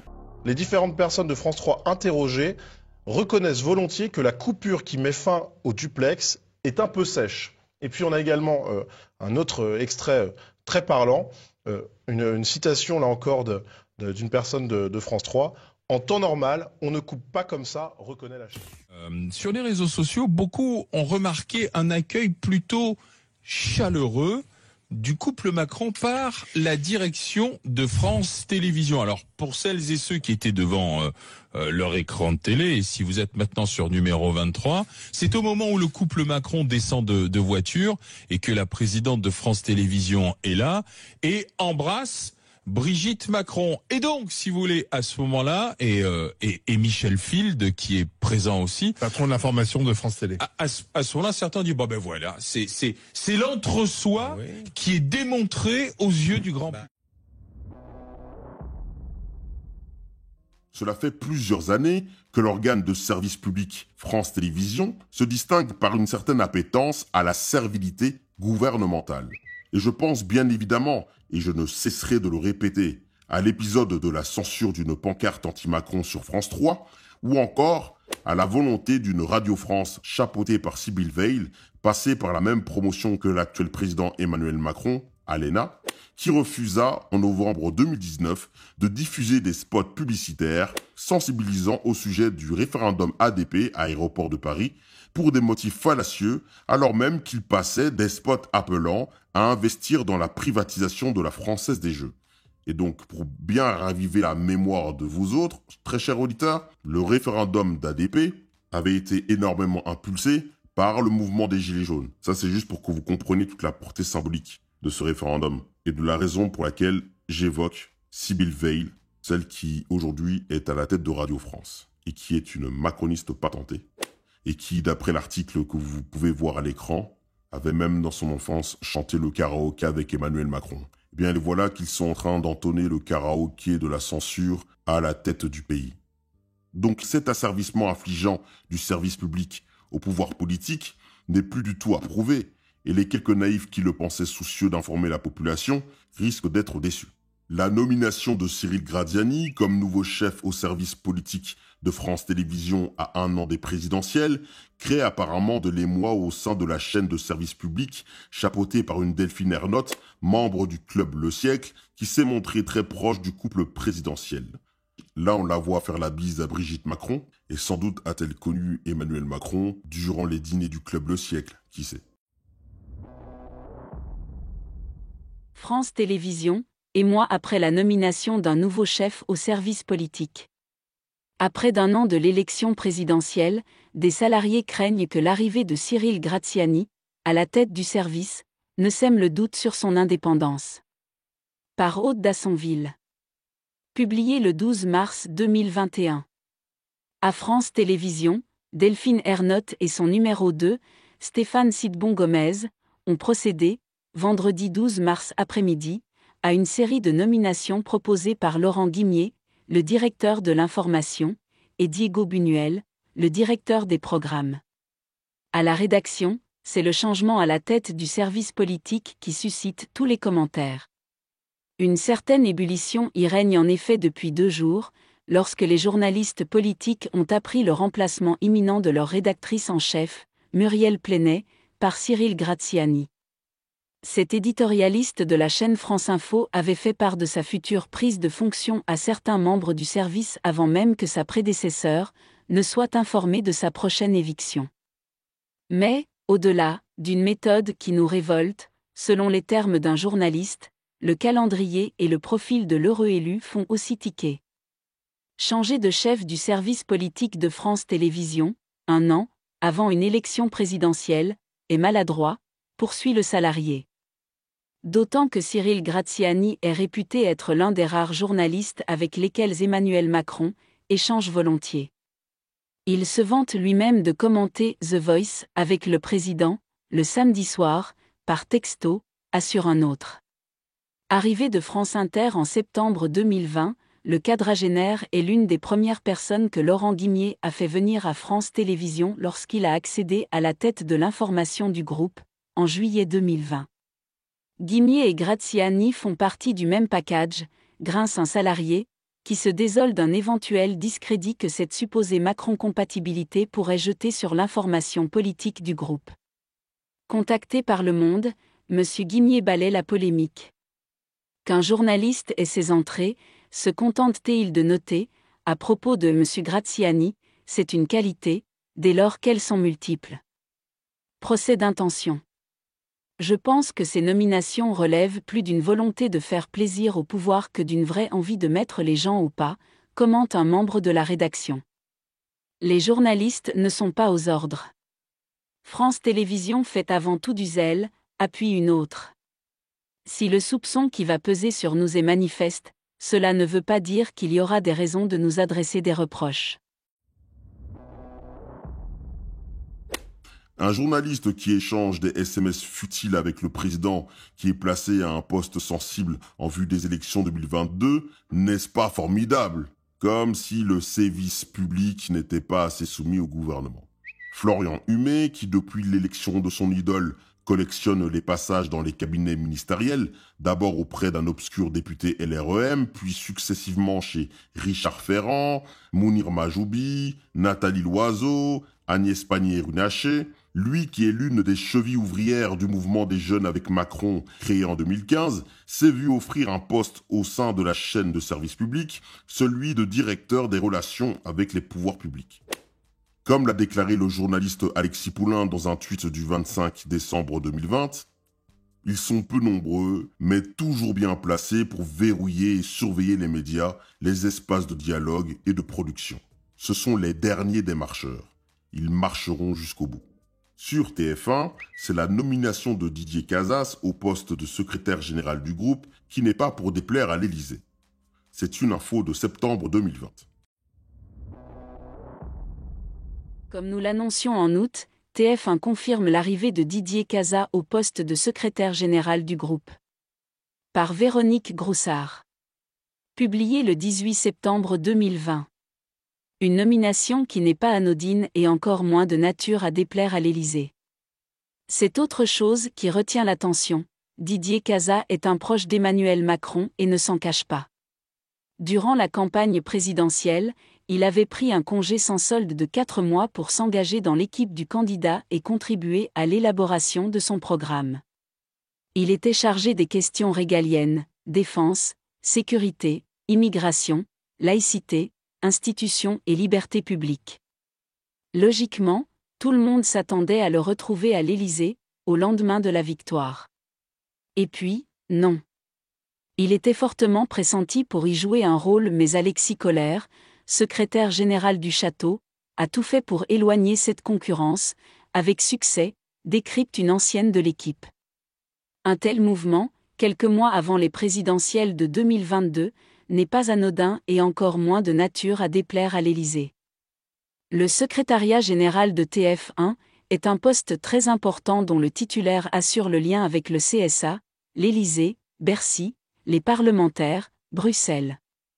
Il est chargé, entre autres choses, du lobbying. Autour d'Arte, ou Dorothée Stick, qui a été membre de l'équipe de campagne d'Emmanuel Macron et de son cabinet à Bercy, vient d'être nominée au conseil de surveillance d'Arte. C'est une information du Canard enchaîné. Alors que Macron veut en finir avec l'ENA, une nomination au conseil de surveillance d'Arte France tombe à pic. Dorothée Stick, énarque, a écumé les cabinets ministériels, Le Maire, Montebourg, et œuvre aujourd'hui chez le banquier JP Morgan. Mais elle a été aussi membre de l'équipe de campagne de Macron et de son cabinet à Bercy. Ça change tout. Parmi les dernières chaises musicales médiatiques, on compte aussi Manuel Valls, cet ancien Premier ministre, cimenté au scandale d'État, Lafarge, qui versait de l'argent à Daesh. Lui qui est devenu la risée de la Catalogne tant son inanité politique est grande, intègre BFM TV, on ne change pas une équipe qui gagne. Dès que votre nom est prononcé, c'est le déluge sur Twitter, on se moque de vous, de votre façon, dit-on vulgairement, de faire du lèche-bot avec Emmanuel Macron, d'approuver chacune de ses décisions, de chercher un Marocain, de chercher un poste. Comment vous tenez le coup ? D'abord, je lis pas. Plutôt connu des auditeurs de la presse foot, le très lisse et politiquement correct, Mohamed Bouafsi, va quitter RMC Sport pour intégrer l'émission de l'inénarrable duo Elisabeth Lemoine-Patrick Cohen. Si l'on en croit les propos de Romain Molina, journaliste sportif, ce dernier intègre la chaîne de Delphine Ernotte, pour une raison qui ne va pas déplaire à la Macronie. Peux-tu en dire plus sur la relation de Macron et le foot ? On sait que l'industrie du foot est très politisée, mais ce que tu dis en ton intro est assez choquant lorsque je vois le désintéressement suisse. Alors je ne pourrais pas parler évidemment sur la Suisse, je sais juste que Macron m'en est intervenu à ce niveau-là, il disait que c'était une bonne idée de reprendre Karim, etc. Je ne pourrais pas te dire les raisons parce que je ne les ai pas, mais je pense qu'il y a des gens qui seront au courant. Au pire, vous n'avez qu'à demander à Mohamed Bouafsi, vu que maintenant il est journaliste politique En Marche. Ah pardon, merde, faut pas trop le dire qu'il va avec le député d'En Marche au Vélodrome tout le temps et qu'il est à fond avec eux. T'as quand même, par contre, ça, je trouve ça infamant. Je paye des impôts pour ce mec-là qui rejoint le service public pour faire la promotion d'un parti politique. Alors, on peut penser ce qu'on veut, il a le droit de le supporter, moi j'en ai rien à cirer. Mais par contre, j'avoue que ça me fait un peu chier. Que je me dirais que mes impôts servent à payer des mecs comme ça, bah putain. Ouais, c'est un peu dommage quand même. Et pour finir, le 23 août 2021, la directrice de la rédaction du journal Marianne, Natacha Polony, a inauguré son émission, Polo News, sur BFM TV. Sa première émission, dans laquelle elle invita Florian Philippot, avait clairement pour objectif de dénigrer le mouvement anti-pass sanitaire. Des termes comme Antivax, antisémitisme ou appel à l'insurrection furent martelés par celle que beaucoup considéraient encore comme une journaliste intègre, avant de déchanter. Quand vous embauchez un idiot, par hasard, il va essayer d'embaucher d'autres idiots, déjà en dessous de lui, qui sont moins bons. Quand vous embauchez un type intelligent, il va essayer d'embaucher des types plus intelligents que lui. Dans ce mode de fonctionnement nouveau en Macronie, il y a une chose, c'est qu'il faut savoir que le président de la République, il impressionne tout le monde autour de lui. Non, mais quand je vous dis ça, c'est pas un petit sujet politique. C'est-à-dire qu'il impressionne. Les députés pour les petits-enfants. Et ses conseillers, et les ministres, au fond, ils sont tous bluffés. Mais au lieu d'être facteur, si vous voulez, d'une belle et saine émulation, eh bien, ce caractère impressionnant du président de la République paralyse le système. Cette lumière, il va utiliser la technique de pulvérisation par la lumière. C'est-à-dire qu'en fait, ils ont tous, au fond, une forme de sidération parce que il est exceptionnel, Emmanuel Macron. J'ai déjà vu des inconscients, des sauvages et des hystériques, mais des possédés comme vous jamais. Il fait des erreurs comme tout le monde. Il fait des erreurs monumentales, bien sûr, mais c'est pas le sujet. C'est qu'en fait, il y a dans son tempérament, dans son intelligence, dans la chimie assez exceptionnelle de son. Et ça interdirait un député de dire attendez, là on est en train de faire une bêtise. Mais bien sûr que oui, ça crée quelque chose qui paralyse un peu le fonctionnement autour de lui et la circulation de l'information. Mais c'est stupide. J'ai jamais entendu un truc aussi idiot. Après ce que vous venez d'écouter, pensez-vous vraiment que nous sommes encore en démocratie? L'espace commentaire est ouvert, lâchez-vous. Arrivé au terme de cet avant-dernier volet, une chose ne doit plus du tout souffrir d'aucune ambiguïté dans votre esprit. Il y a certes en chacun d'entre nous une sorte d'orgueil plus ou moins mal placé qui sommeille, mais pour certains, et je vais m'attarder ici que sur Emmanuel Macron lui-même, la démesure de cette arrogance est telle que même des journalistes au discours panégyrique à l'égard de son magistère peuvent être regardés avec plein de défiance par l'intéressé. On en est là. C'est le syndrome de tout dirigeant ubu. Il veut achever le 4e pouvoir. Avec lui, presse doit rimer avec laisse. Raison pour laquelle il a émis en 2019 le désir d'élargir son armée de chiens de garde. Et cela explique aussi les manœuvres de son gouvernement lorsqu'il exploite chaque drame survenant dans la société pour pointer du doigt les réseaux sociaux qui, il le sait très bien, abritent encore ses plus irréductibles opposants. Pas les faux qui font semblant. Le plus grand xénophobe qu'on ait, c'est quand même lui, monsieur le Président de la République. Vous avez dit que c'est le plus grand xénophobe qu'on ait, Emmanuel Macron. Non, non. Ah, si, vous l'avez dit. Je l'ai dit. Non, ça m'étonnerait. Moi, il l'a dit. Vous pouvez pas le croire. Non. Voilà. Soutenez la voix de Portici tant qu'elle se fait entendre. N'oubliez pas le commentaire, le pouce, d'enclencher la cloche et nous nous reverrons très prochainement pour la suite. Ciao, ciao. C'était la voix de Portici. Portez-vous bien. Alors aujourd'hui, nous avons comme invité l'économiste Philippe Béchade, rédacteur en chef de La Bourse au quotidien, anciennement sur BFM TV, et justement nous allons en parler. Vous avez été, je vais le dire trivialement, viré de BFM TV après 25 ans. Vous avez été, j'imagine, convoqué par le rédacteur en chef. Non, même pas. Non. Comment ça s'est passé alors, du coup? J'ai reçu un appel d'un des journalistes qui présente les émissions. D'ailleurs, je devais donc assurer un direct qu'on m'avait confirmé la veille. Oui. Voilà. Et à 2h30 de l'émission, l'animateur m'a dit bon, finalement, tu restes, c'est pas la peine de venir. On va faire une pause et jusqu'aux élections. Jusqu'aux élections. Ouais. Là, c'est quand même dingue. Qu'on vous dise, voilà, oh bah tiens, j'ai pas besoin de vous peut-être pour cette émission. Mais là, on vous dit, j'ai pas besoin de vous jusqu'aux élections, alors que nous sommes au mois de juillet. Là, on me dit que on ne m'invite plus, non pas pour des propos que j'ai pu tenir en plateau, des propos choquants ou fallacieux. Alors choquants comme Emmanuel Le Chypre ou fallacieux comme tout ce qui a été dit ou presque sur les gilets jaunes qu'on pouvait entendre sur BFM. Donc, c'est pas ce que j'ai dit à l'antenne, c'est pas les opinions que j'ai pu diffuser depuis 25 ans que je travaille avec BFM, c'est ce qui figure sur mon Twitter, et c'est vrai que parmi mes tweets, il y en a beaucoup qui effectivement sont sans concession pour l'action du gouvernement. Mais à chaque fois, c'est tout à fait factuel. Quel est leur rapport aujourd'hui, en tout cas, à l'information? Eh bien, c'est un rapport plus compliqué parce que la plupart me disent s'informer sur les réseaux sociaux, uniquement sur les réseaux sociaux. Ils ont l'impression qu'il y a une véracité des infos sur Twitter, me disent-ils, ou sur Facebook. Et puis, la plupart ne font plus du tout confiance aux chaînes de télévision, aux chaînes d'infos notamment. Ils ont une vraie déviance envers les chaînes d'infos et jugent que ces chaînes sont notamment trop proches du pouvoir. Qui soutient M. Macron? Eh bien, c'est toutes les télévisions et les journaux de M. Drahi.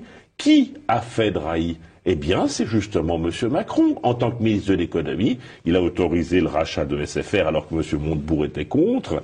Il a aussi autorisé une escroquerie aux dépens des finances publiques de 400 millions d'euros par an, en faisant racheter l'Express, le BFM TV et autres, ce qu'ils appellent SFR Presse aujourd'hui, par Altice dans un premier temps. Voilà. Je veux dire qu'il y a peut-être là un retour d'ascenseur. Voilà, SFR a pu survivre grâce au rachat de BFM, ce qui a permis de modifier le taux de TVA qui était appliqué aux abonnements téléphoniques, passant de 19 à 5, la marge de SFR a forcément augmenté de façon considérable, puisque dans un abonnement téléphonique SFR, on achète 80% de médias et on a 20% d'abonnements. Voilà. Vous donnez une information importante, c'est-à-dire que la TVA... Elle est connue, hein, je révèle rien. Hein, je ne la connaissais pas, mais enfin, je pense que le grand public ne connaissait pas cette information, c'est-à-dire la TVA est passée pour SFR, et peut-être les autres aussi opérateurs téléphoniques, de 19% à 5%. C'est quand même, à 5,5%. C'est quand même une marge énorme. Ah oui, ça, pour SFR qui n'était pas rentable, du jour au lendemain, l'effet de levier était énorme. C'est une opération gagnant. Voilà. Bon, mais elle a été effectivement autorisée par Bercy, etc. Donc voilà, c'était un grand service. Bercy, dont M. Macron en était à l'époque le ministre. Oui. Ils jugent que ces chaînes sont notamment trop proches du pouvoir. Vous l'avez compris, les présidentielles s'approchant, le gouvernement se démène tant bien que mal pour tenter de garder la main sur l'information.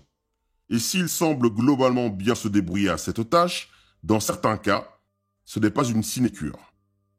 À l'image de la troisième partie, dans laquelle était abordé le sujet de la guerre oligarchico-médiatique que se livre le couple présidentiel Niel Arnaud contre Vincent Bolloré, la chaîne CNews n'est pas véritablement en odeur de sainteté à l'Élysée.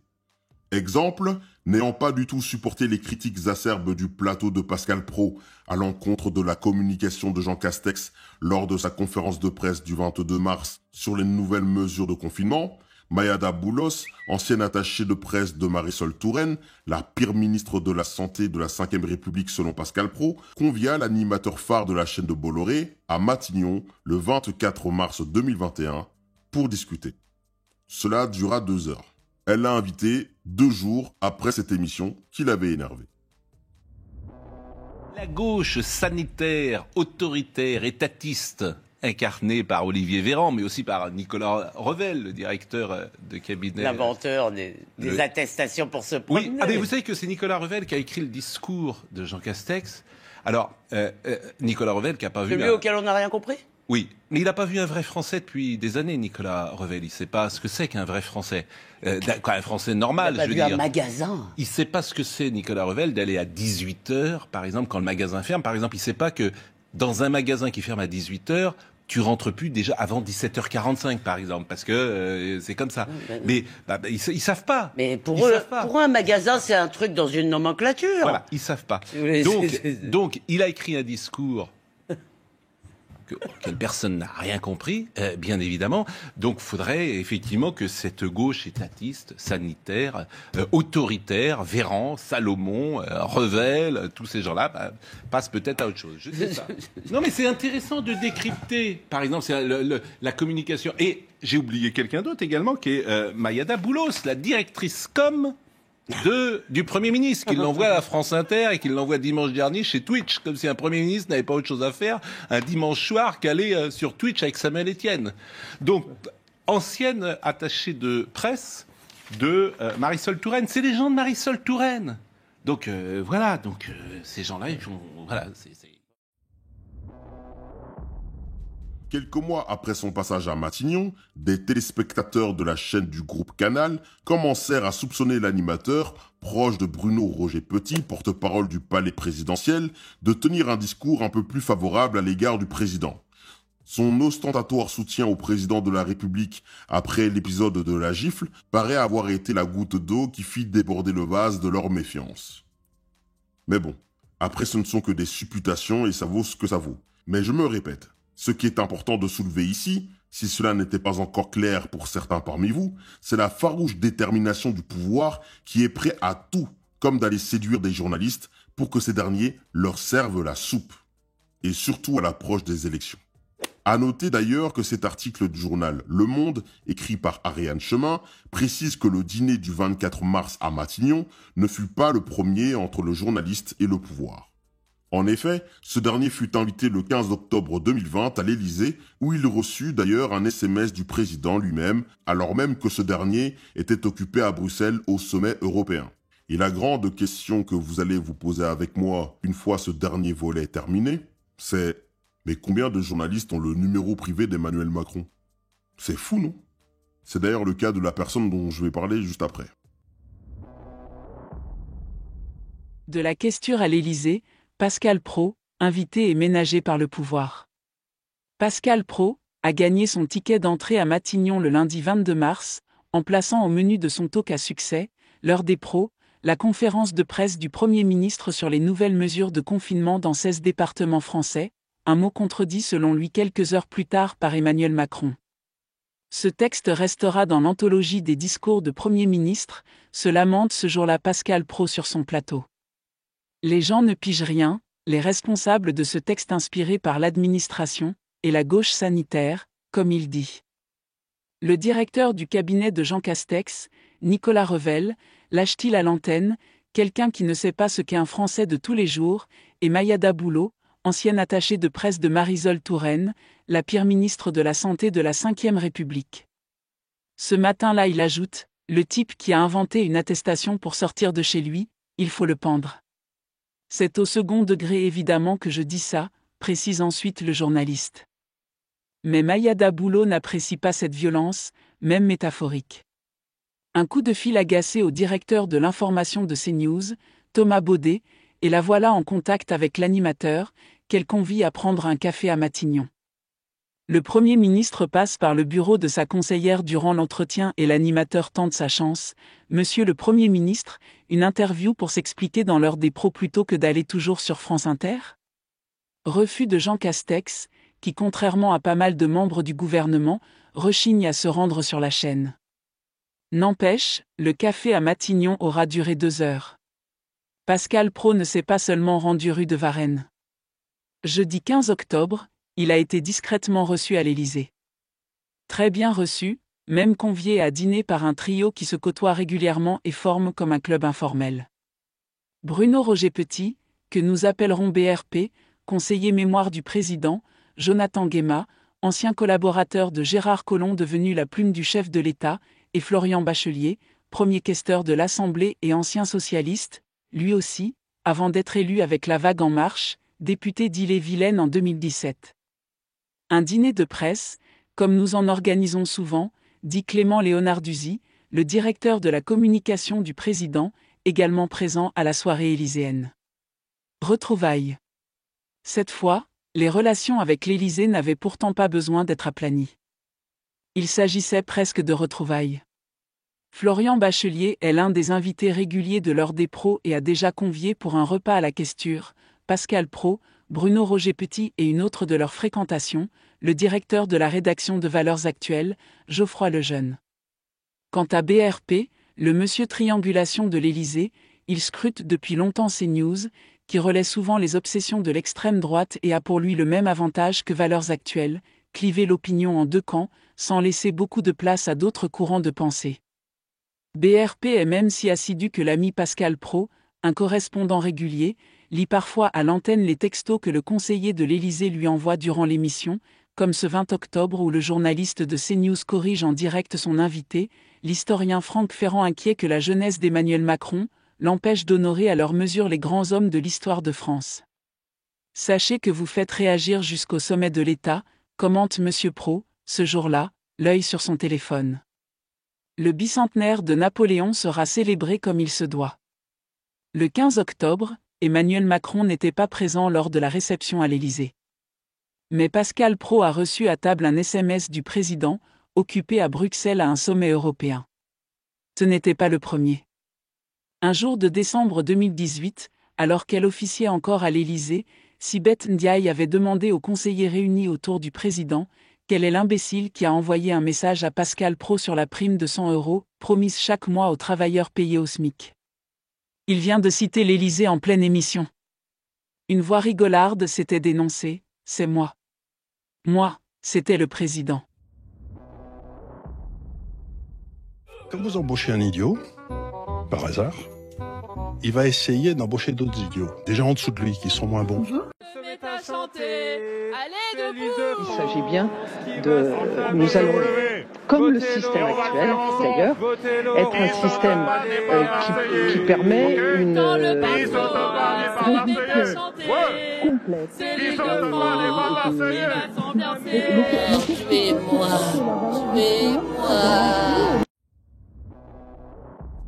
Comme vous avez pu le remarquer avec McFly et Carlito, les opérations séduction de la Macronie ne se limitent pas qu'au cercle plutôt sérieux du paysage audiovisuel français. En effet, nous ayant maintes fois convaincus d'avoir la main verte de bêtises pour nous avoir planté une équipe gouvernementale si guignolesque qu'elle rendrait sérieux un épisode de South Park, devons-nous nous étonner des qualités d'acclimatation d'Emmanuel Macron lorsqu'il se présente sous les gloussements de TPMP? Parlons un peu de Cyril Hanouna. Si suivre quotidiennement son émission à succès peut faire perdre 2 points de QI, il ne faudrait pas, à mon sens non plus, trop sous-estimer la perspicacité du personnage. Pour créer, animer et gérer une émission, cela demande d'avoir de la matière grise et encaisser une telle pression n'est pas donné à tout le monde. Il est plus facile pour une personne intelligente de jouer les idiots qu'à un idiot de jouer les intelligents. Et malheureusement, beaucoup tombent dans le panneau. Et c'est la raison pour laquelle il est de mon point de vue essentiel de prêter attention au rôle du guignol du PAF qui a réussi à paraître comme un véritable soutien des Gilets jaunes et de bien d'autres mouvements victimes de la politique macronienne. Attention, je ne lui prête pas d'intention malsaine, étant certain que ce doit être quelqu'un de bien dans la vie de tous les jours, mais il semble que la relation qu'il entretient avec le couple présidentiel ait une certaine influence sur lui. Cette réflexion purement personnelle est le fruit de 2 ans d'observation. Je me souviens d'ailleurs avoir été interpellé en janvier 2019 par l'animateur qui se déclarait prêt devant la presse à inviter dans son émission le président Emmanuel Macron, alors en peine dans les sondages vu le contexte gilet jaune, en vue des élections européennes. Il n'a jamais caché son amour pour le président avec qui il échange en privé. Aussi, un article du journal du dimanche, du 29 janvier 2019, révéla que celui qui ne céda rien aux Gilets jaunes envoya un SMS au présentateur judéo-tunisien pour le remercier de sa démarche auprès de la mouvance Gilets jaunes. Ça n'interpelle personne, ça? Les plateaux politiques de l'ambianceur Cyril Hanouna sont, selon mes observations, une sorte de paratonnerre pour la Macronie. Un défouloir qui permet de plus ou moins canaliser certaines tensions qui montent dans la société. Cela permet de donner le sentiment aux gens qu'ils sont écoutés. Vous voilà dans un costume de casque bleu médiatique, n'est-il pas un peu trop lourd à porter? C'est une responsabilité. Pour moi, je n'avais pas le choix. Je ne pouvais pas recevoir des gens en détresse, les écouter sur mon plateau et rentrer chez moi comme si de rien n'était. J'ai choisi de mettre la popularité de mes émissions au service des Français. De profiter de leur puissance pour amener sur mon plateau des politiques qui acceptent de dialoguer avec cette France dite des ronds-points. Ce qui s'est passé vendredi m'y encourage et me conforte. Il se murmure que le gouvernement miserait sur vous pour parler aux jeunes et aux classes populaires. Balance ton poste est un programme populaire. Mes émissions attirent le plus de jeunes, c'est vrai. Ce qui compte, c'est de faire avancer les choses. Que les Français puissent proposer leurs idées à ceux qui sont en mesure de les mettre en œuvre concrètement, les responsables politiques. Si mes émissions peuvent servir à cela et que les personnes en responsabilité s'en rendent compte, c'est gagné pour tout le monde. Allez-vous continuer à traiter cette crise à l'antenne? Bien sûr. Et mon implication sera totale. Nous allons répéter ce dispositif, notamment pour les élections européennes.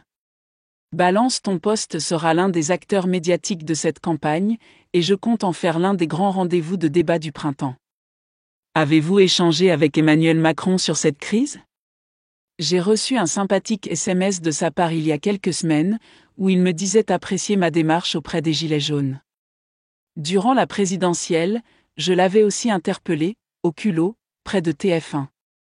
J'essaie de me servir de cette accroche pour que les Français puissent lui adresser des messages via mes émissions. Vous l'inviterez sur le plateau? C'est mon objectif.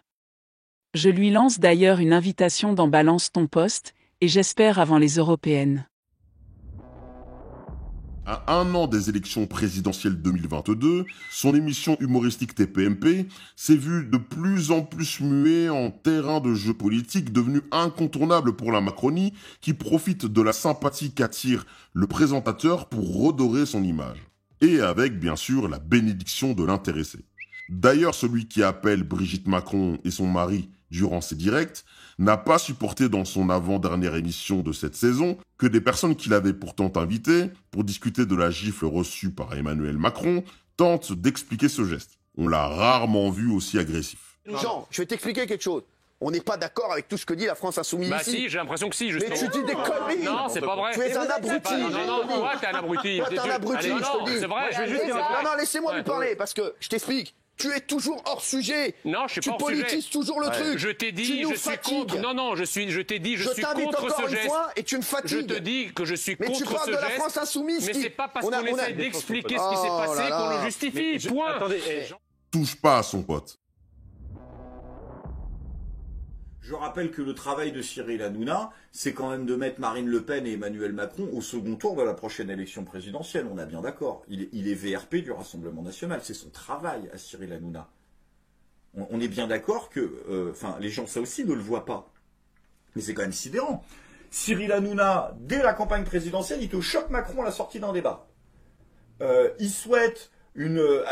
Macron le rappelle pour la millième de TPMP en direct devant toute la France pour lui souhaiter une bonne millième. L'autre, il lui souhaite une belle échéance le 7 mai. Puis ensuite, il le rappelle pour lui souhaiter son anniversaire sur C8. Et puis ensuite, il rappelle Brigitte Macron pour son anniversaire, là aussi. Le seul exemple que j'ai trouvé d'une chaîne de télé qui appelle le président dans une démocratie occidentale pour lui souhaiter un bon anniversaire, c'est Fox News avec Donald Trump. J'ai rien trouvé d'autre. Le but de Cyril Hanouna, c'est d'appuyer idéologiquement l'escroquerie intellectuelle qui est le El Famoso, un jeune, une solution de l'autre con, là, leur espèce de plan de com, et lui, vu qu'il n'y a rien dedans, monte autour toute la structure pour donner corps à cette bêtise. Au départ, c'était ça. Entre-temps, bien sûr, tu as eu le truc des Gilets jaunes. Tu as eu les Gilets jaunes, sur lequel Cyril Hanouna a été également totalement au premier plan. Et d'ailleurs, tous les insurgés, tous les révoltés ont naturellement convergé, tranquille le chat, vers le plateau de Cyril Hanouna. Et comment ça s'est terminé tout ça? Par un grand débat national. Le grand débat national, c'est la concrétisation du ramenage de Gilets jaunes où Hanouna est passé en mode berger avec les moutons dans l'enceinte de C8. C'est cette opération de com qui a été l'amorce du grand débat national, en réalité. Qui a mis dans les esprits que ce mouvement révolutionnaire devait être quelque chose qui se réglerait sur le plan du médiatique et de la communication. Je rappelle d'ailleurs que lors de cette escroquerie, Marlène Schiappa était présente tous les soirs et elle n'était pas présente en tant qu'invitée. Elle était co-animatrice de l'émission. Et depuis, c'est le défilé. Tout le gouvernement passe là-dedans. Djebari y est passé. Gabriel Attal y est tout le temps. Aligner autant de membres du gouvernement dans une émission de télé, c'est quand même légendaire. Et même ceux qui veulent pas y aller au gouvernement y ont été. Hein. On sait que y a eu Jean-Michel Blanquer a résisté et qu'il a eu 24 heures de pression sur les réseaux sociaux et de la part d'Emmanuel Macron pour finalement céder et y aller. Petite précision à la post-production, parce que ma formulation n'était pas claire pendant le live, Jean-Michel Blanquer n'est pas encore passé dans l'émission. Il a par contre récemment cédé aux pressions de Cyril Hanouna et d'Emmanuel Macron, alors que lui-même ne voulait pas y aller, c'était il y a quelques jours, et il va donc très prochainement passer dans TPMP. On aurait pu également rajouter à la liste Elisabeth Borne, qui elle non plus ne voulait pas, mais a finalement cédé à la pression et est passée dans l'émission de Cyril Hanouna. Quant à Marlène Schiappa, bon là c'est plus un rond de serviette, elle a une table à son nom. Et le plus choquant dans l'histoire, ce n'est pas que Marlène Schiappa soit invitée en réalité, c'est que elle y est systématiquement opposée à l'extrême droite. Et que la Macronie, à chaque fois que la Macronie est invitée chez Hanouna, c'est pour être opposée à l'extrême droite. C'est-à-dire, je prends les termes médiatiques, au Rassemblement national et à ses représentants. Hanouna organise depuis 2 ans le face-à-face entre le Rassemblement national et la République en marche pour les prochaines élections. C'est ce que veut le président, c'est ce que le président a demandé à Hanouna et c'est ce que Hanouna fait. L'émission de Cyril Hanouna est la plus grande entreprise de fraude intellectuelle de la télévision française. C'est en réalité le préquel du débat du second tour. Pourquoi est-ce que Schiappa va te dire ce serait pas incohérent qu'Hanouna anime le débat de second tour? Elle a raison. Mais ça fait 2 ans qu'il est là, le débat de second tour. Ça fait 2 ans qu'il est au moins une fois par semaine chez Hanouna, ce débat-là. Et le fait que cette émission puisse faire ça en toute impunité est un viol absolu de toutes les règles de pluralité, de représentation des différentes courants politiques au sein mais le CSA n'est pas préparé pour ça. Ce sont des dinosaures face à un requin. Ils vont se faire bouffer. Tombeau blanchi. Sépulcre blanchi. Ces 2 mots que le Christ employa lors d'une de ses confrontations avec d'hypocrites élitistes pharisiens résument à eux seuls la définition de la dissimulation qui est le maître mot de nos dirigeants politiques. Malheur à vous, scribes et pharisiens hypocrites, parce que vous ressemblez à des sépulcres blanchis qui paraissent beaux au dehors et qui au dedans sont pleins d'ossements de mort et de toute espèce d'impureté. En vue de pallier la vacuité de ses actions, Gérald Darmanin a décidé d'engager 12 commissaires afin qu'ils se muent en communicants.